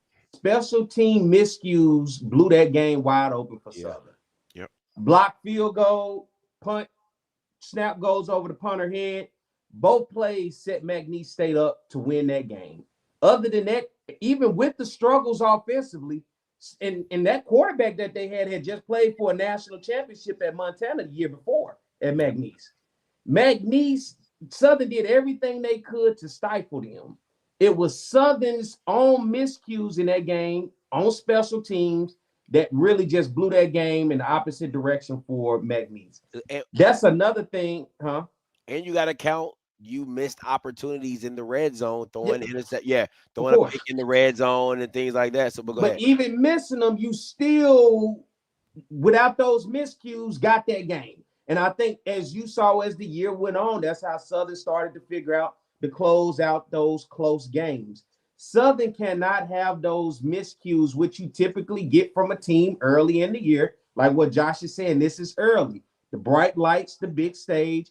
You cannot have that breakdown in this game against a team like North Carolina Central. And last year for Southern in a big game against a team that you had never beaten in McNeese Stadium, you had an opportunity to do it on the road. It was your own self-inflicted wound problems that you shot yourself in the foot and gave that game. Not just McNeese State didn't earn it. You gave that game to McNeese State. So I think in this game, being game one, Southern cannot come out making those same miscues the same way they started the season off last year against McNeese. That's going to be a big factor in this game. And then if that does happen, North Carolina Central taking advantage and being able to turn those turnovers, if that is the case, into points. Yeah. Rocky, I see Rocky's comment. Rocky, he didn't play in 2.5 games last year. Oh, yeah, because y'all took him out. He didn't play in 2.5 games last season. So you're talking about a guy who threw for 1,800 yards in essentially 10 games. Didn't play against Delaware State. He was suspended because of the Howard situation. Played for a quarter against VUL. Threw for 3 touchdowns in a quarter. And didn't play in the second half. Didn't play in the second half of the Chapel Hill game because he had a concussion. So you're talking about a guy who didn't play in 2 games last year. So 1,800 yards is when you only look at the box score and you only look at the game log and you only look at the score. That just all that does is it tells me that you didn't spend a lot of time looking at the total package of when he played. When he did play, what did his productivity look like? So if I only played in 10 out of 12 games, and I had a running back who gave about 30 to 40% of my offense's productivity in Jamari Taylor, who was 1,000-yard rusher last season, 1,100-yard rusher last season. This it's not really the same. You can't really judge things that way. It's not really the same. So I'm okay with anybody's opinion about where they feel like certain quarterbacks are, but I also like to be able to tell the fullness of the truth. The kid didn't play in 2 games last year, and then he also had Jamari Taylor, who was a 1,100-yard rusher last season as well. And I think the biggest question mark in all of this, once we peel back the layers for this team, the biggest question mark I think all of us can look at, and everybody in the chat, it's going to come down to Mark Frederick. I think if anybody has to look at anybody who's going to have the biggest question mark and circle, nobody's saying anything about Southern's defense and anything else. It's simply Mark Fredericks is going to be all eyes on him in this game. Would you guys agree? Absolutely. I agree. Absolutely. Because it's not even, this is the thing, right? It's not even for me, what I've learned about coaching now that I've coached, it's like, dog, it's a different world. It's a different world. You can be as prepared as you want to be. The execution of half of what you're doing is like 90% of it, right? Can the kids that you're asking to do something, can they do it? Now, can they do it? What Fredericks is this, and Josh understands it because he was an OC. as an offensive player, I could see what you were trying to do and just see that the players didn't. You like, oh, I like, oh, if he could have, I see, I like that. I like that. He cut the route short. He didn't run it right. Missed Or, it. they missed that block. Or, he tried to get that back seal. He tried to, and you could be like, oh, I like what he's doing there. There's not too many times with Mark Fredericks last year in Southern I said, oh, I like what you're doing there. It was just it was so mundane. It was so redundant. It was just like, it literally was inside zone, flare, bubble, inside zone, hitch, flare, inside zone. I'm like, how is this? What are we doing here? You're getting paid to do that, right? So to me, it's how do you keep all your best athletes on the field? How do you keep Trey Holly on the field? How do you get other running backs that might be dynamic on the field? How do you help Jalen and make the route, make it easy for him to see something? Because the one thing Willie did really, really well, and a lot of people don't give him enough credit for it, is he would dictate the coverage based off the team. Like, I'm going to give you a read, and I'm going to send this guy to sit in front of the linebacker. I'm going to send this drag, and he got a bite, and we're going right over his head. Yep. And he loved to incorporate the tight end. If the quarterback didn't have nothing else, you just dump it to the tight end. Or he's going to do a running back wheel. He was infamous for a running back wheel. He would get the most athletic guy, put him in the backfield, do the wheel, and he's throwing it. He's hitting it, right? So that's what I look for when I see a OC. Are you manipulating the defense based on the scheme and the routes that you're trying to get available, and not just saying, hey, I like hitches, all hitches. Yeah. Hey, I like smash concept, smash. Like, that's not a true OC to me. What you're looking to accomplish as a coordinator, what you're looking to accomplish, you got to call it open. What you're looking to accomplish, you got to call it to be accomplished. Like, unfortunately, that's one of the reasons why I've been so bullish. Perry, if the question earlier was post prime has the offensive coordinator role gone forwards, backwards, or been the same, I would say it has gone completely in the opposite direction, and it was already going backward. Everybody RPO in this thing. Everybody RPO, and you ain't got the guys to RPO. Nope. You going to go get guys? We're running the damn option. Before I mess around and call RPO the wrong way. Yeah. I mean, honestly, when you look at it, a lot of these guys are watching what these guys are doing on the FBS level, and they're trying to emulate that because they see success there. There is generally not. You probably could say there's less than 5 guys in HBCU football right now, head offensive coordinators, play callers, who call their own scheme. It's their scheme. They understand all the nuances of it. They understand every single element of it. They understand how the successes of it. They understand the failures of it. Everybody else is trying to copycat everybody else. Monkey see, monkey do. And they force feeding it. So if I can run power like they run power at Georgia, I'm going to run power. Well, you ain't got the offensive guards to run power, buddy. Yeah, you ain't pushing folks around. You don't have that in your arsenal, big fella. Knock it off. All right. You're trying to run RPO when you don't have the right skill players to be able to do that. You don't have the tackles that understand athletically. God didn't bless them to be in an offensive system to be able to run RPO. So I'm saying we're having a humongous problem, and this goes to what you call, Perry, the superstar position, the most important position on the field. It's the reason why quarterbacks aren't developing. It's because we got a whole bunch of offensive coordinators with square systems, and they got a circle quarterback, and they trying to force a circle into a square. That's facts. So I'm interested to see. I already told y'all my thoughts about my guy that's in Alabama. I know him like nobody. I knew that. I knew what was going to happen before it happened. I told y'all that's what was going to happen. What's that? At Alabama State. Oh. I knew that. No offense, I knew it. Can he make an adjustment? Can he evolve? We'll see.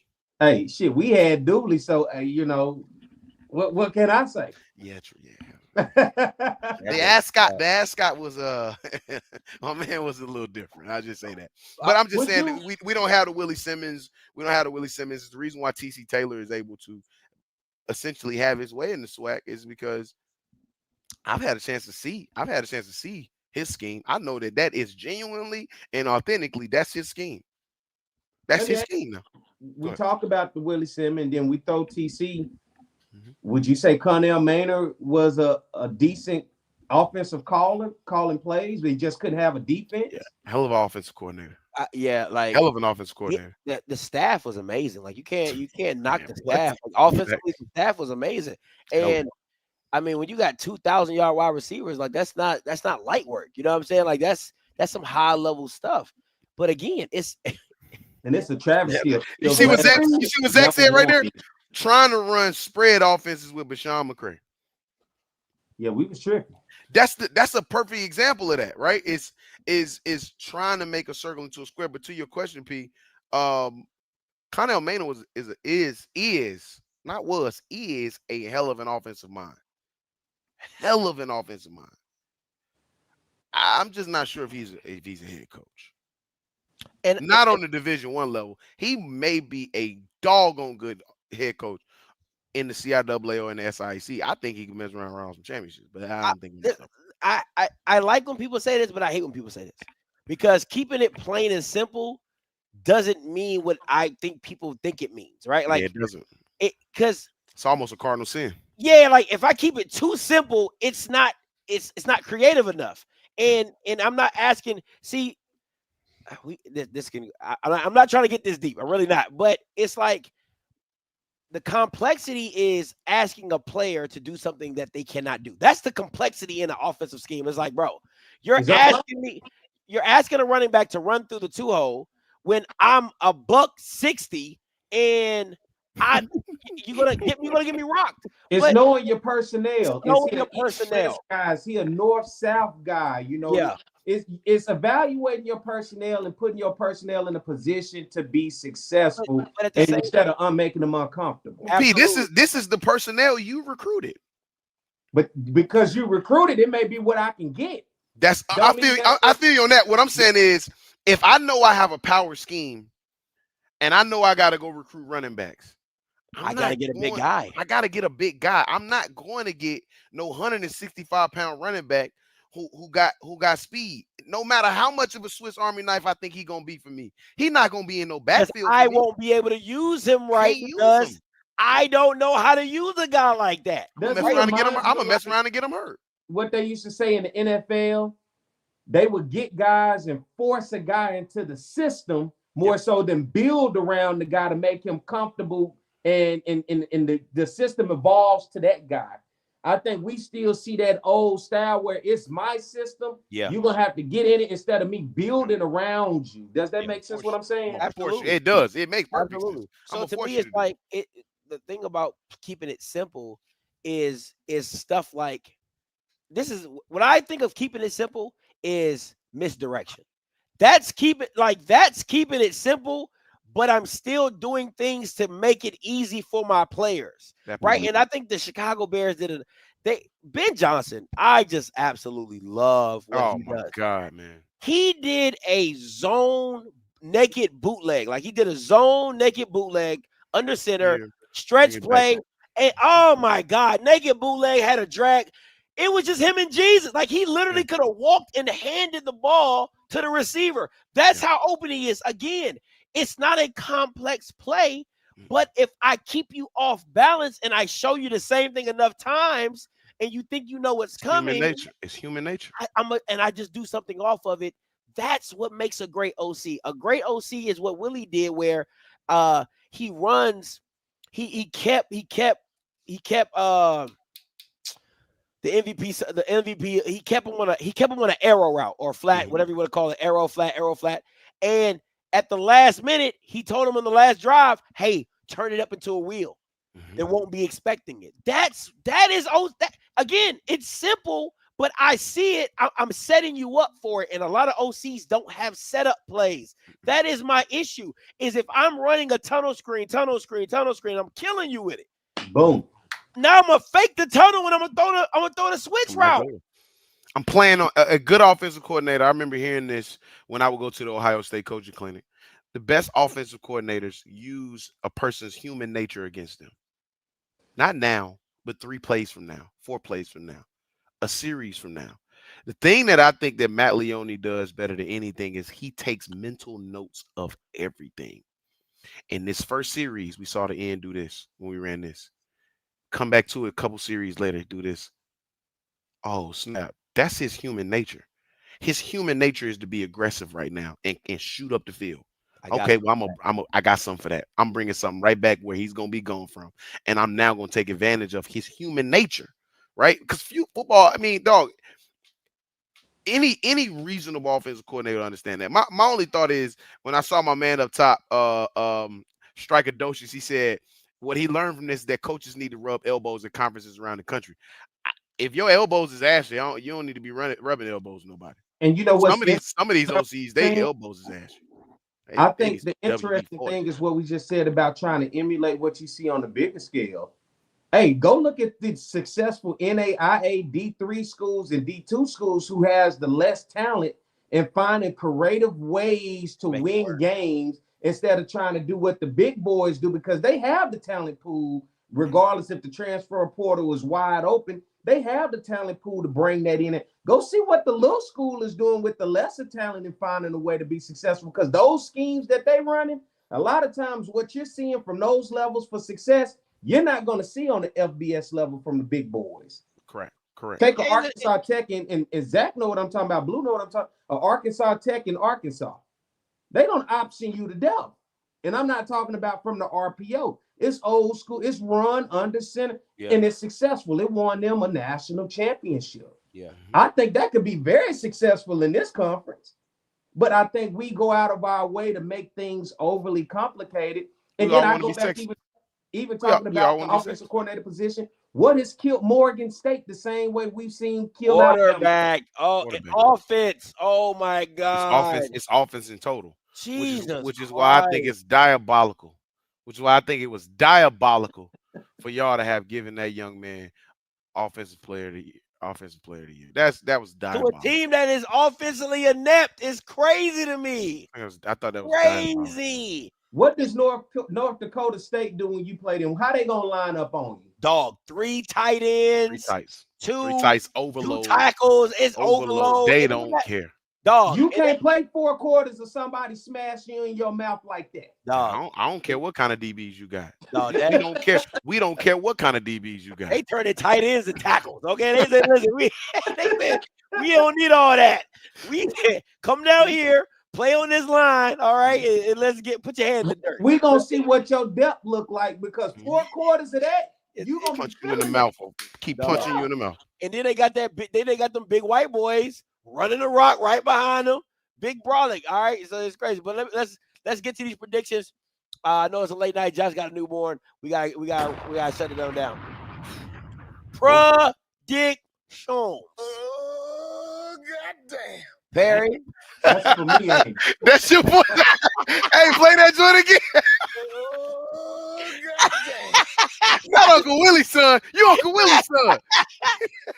Oh man! Did nobody think Craig was gonna whoop Debo ass? Did he? That's a fact. Now I asked Chat. Listen. Chat GPT is the thing nowadays. So I said, you know what? Let me ask Chat GPT what they talking about.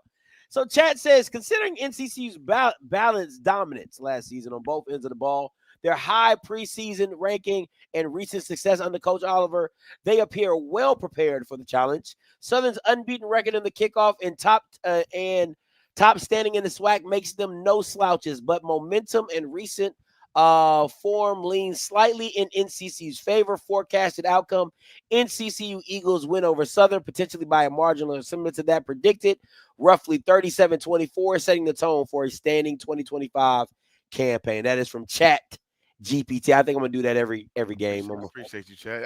Hey, brother. Hey, that brother is in the technology. I see you, dog. Use that AI, dog. I'm trying. All right, that's Chat GPT. Yeah. Perry, tell us about your score, your prediction. I'm going out on the limb here, right? Yo, damn right you on a lane. Hold on now. Hit me with all the L roll one more time. Oh, goddamn. Because that's what's gonna happen if this score end up being, and I Right. look across that field at you, You're Josh, right. You're right. and I see you over there shaking your head like, how the hell did we let this happen? I'm gonna come shake your hand like I normally would. We're gonna meet at the 50 just like the two coaches. Absolutely. I'm gonna say, I see you again, never. And when we walk off, I see you again, never. never. I don't want to see you. I don't see your hand no more now. All right, get your tail up out of here. I don't see you no more. But I'm going, all craziness aside, I'm going 21-17. I like if Jalen Woods can get the explosive play, if Jalen Woods can get the explosive play for Southern down the field, and he can feed the receivers. Huh?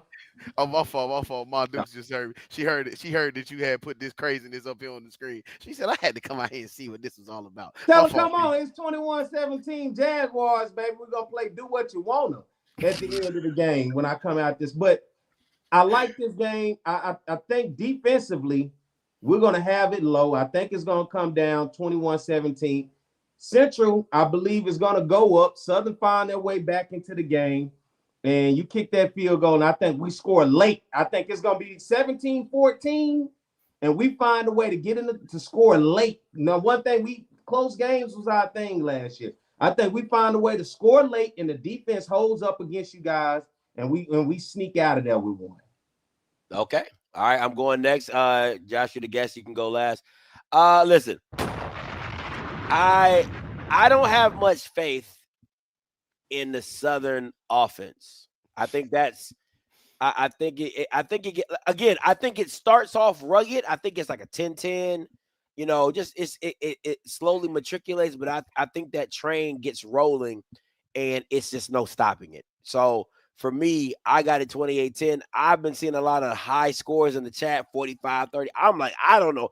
I don't see Southern scoring 30 points. They didn't score 30 points all last year. They scored 42 points against Savannah State, and they scored 30 points against Prairie View in overtime. That's it. And they scored 31 against UAPB. You know what I'm saying? So, again, against top-level talent, you got the 24s, the 25s, the 21s, and stuff like that. So, I just can't see it being no higher than 17. I could have went 28-17, but, I'm going to go 28-10. I think this is just an ass whooping. That's just me personally. Jay, so on you.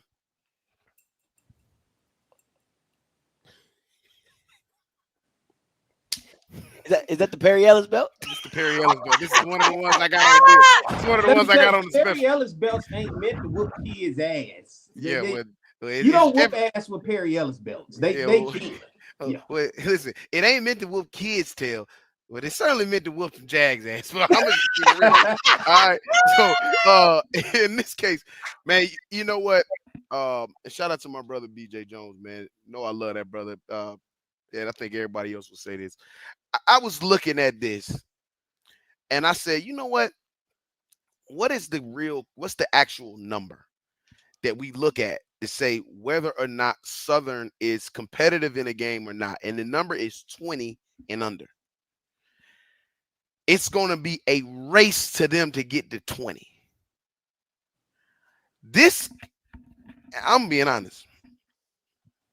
If they don't get to 20, this 31 number that you see on the screen could end up being 40. It could end up being 40. All right. I'm going 31 because we see that it could possibly be some rain. I don't see us going a whole lot of touchdowns if it's some rain and all that stuff. It'll mess around and be just like it was last year against Alabama State. And, just the weather may end up catching us. But nonetheless, this is BTA, ladies and gentlemen. This is BTA, and we start our campaign trying to find our way back to Atlanta at the end of the season. This is a put up or shut up year for us. Everybody and their mama know how consistent we've been as a program the last 4 or 5 years. This ain't no question. If you've been watching HBCU football, FCS football, you know that North Carolina Central ain't nobody in the Mideastern Athletic Conference won more football games than North Carolina Central the last 4 years. Nobody.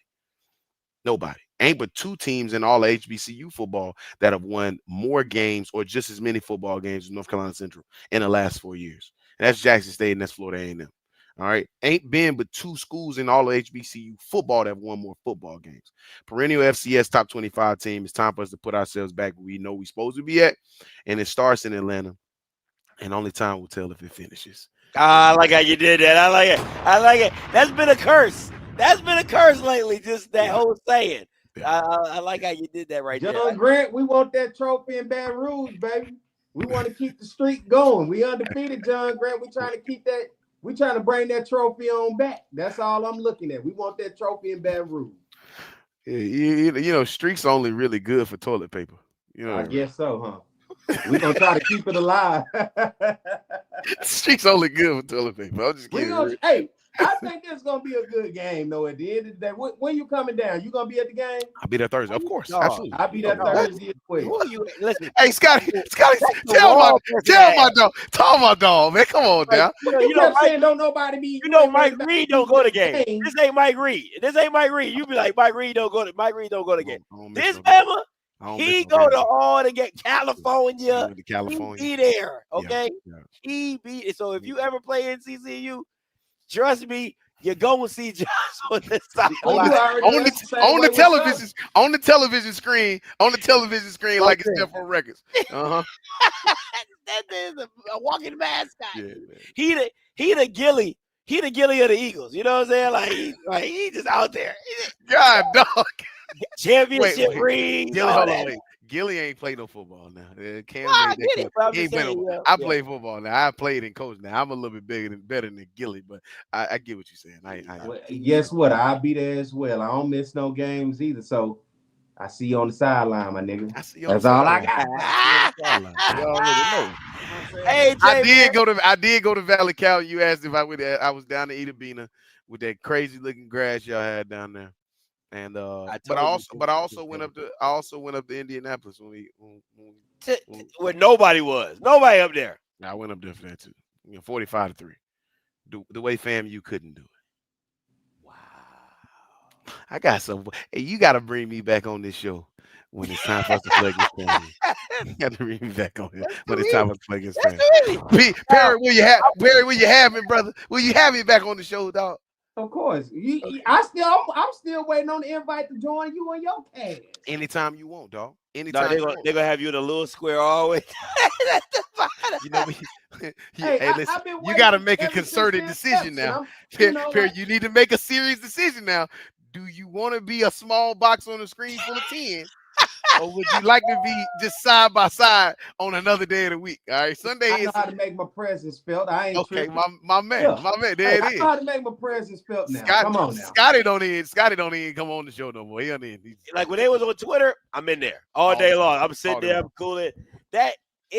Listen, it's just too much going on. Like I just be in the chat. We make it work. Matter of fact, Josh.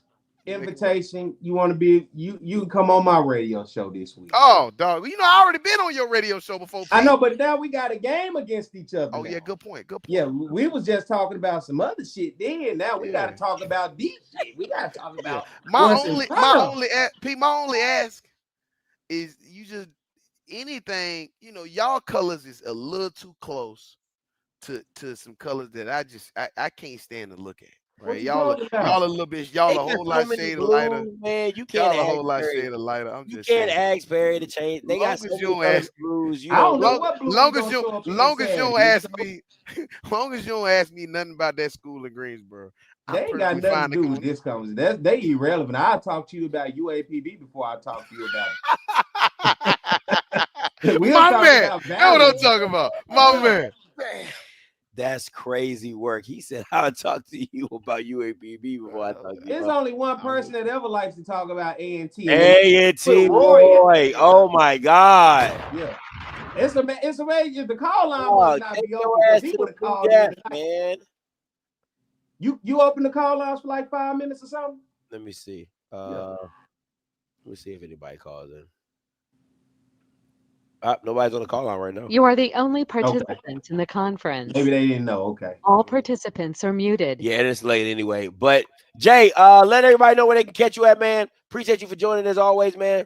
please put out all your social media platforms and everything like that. Absolutely, man. First off, my dog. Yeah, you know what I'm saying? Y'all don't even know. I done probably talked to this fool this summer more than I talked to than I talked to my own lawyer. You know what I'm saying? I talked to more than I talked to my accountant. So that's my dog. That's my brother right there. I don't care what y'all say. Y'all already know. But so thanks for having me on the show, P. Always, bro. It's always good to be able to see you, bro, and chop it up with you. Follow us on all socials, man, at HBCU Nightly on all social media platforms. At HBCU Nightly on all social media platforms. Watch all the shows, man. MD, watch Joshua Sims Senior Show, HBCU Hoops Weekly when it comes back, and then of course our flagship show, which is HBCU Nightly on Sundays, 8 p.m. Eastern Standard Time, 7 p.m. Central. Check us out, man. And it is not going to be the future. So I was waiting. I clicked that. Oh boy! Hey, man, that's wild. That's wild. That's wild. Barry, let them know where they can catch you at as always. Oh man, on the Jaguar Journal every Saturday morning, 7 a.m. to 9 a.m. on 107.3 FM in Baton Rouge. You can catch the Jaguar Journal across all social media, X, Instagram, Facebook. We're on Apple Podcasts. We're on Spotify, as well as you can keep up with me with On the Yard Network as well. And you know, my people over there at Lights on Sports left me off there today, man, when they gave all the shout out to all the HBCU media spaces, man. They left me off there, man. But you know, it's all good. I charge it too. It's hard, not as heavy, you know. Yeah. Listen, you know, shout out to my boy. Listen, we came in the space together, and he's been doing this thing at Light On. So shout out to Light On Sports. Oh yeah. You know, I you know, at first that stuff used to get me because I'd be like, you know, he left me. I'd be like, man, I appreciate you for thinking about me, but at the end of the day, I'm like, I'm good with it now. Yeah, you know, I say, you know what, I'm going on the show tonight. At least he had off script on it. I know I'm good as long as he got off script. I know I'm good. SoCon NECCA Nightly is crazy. Hey, we cover it all.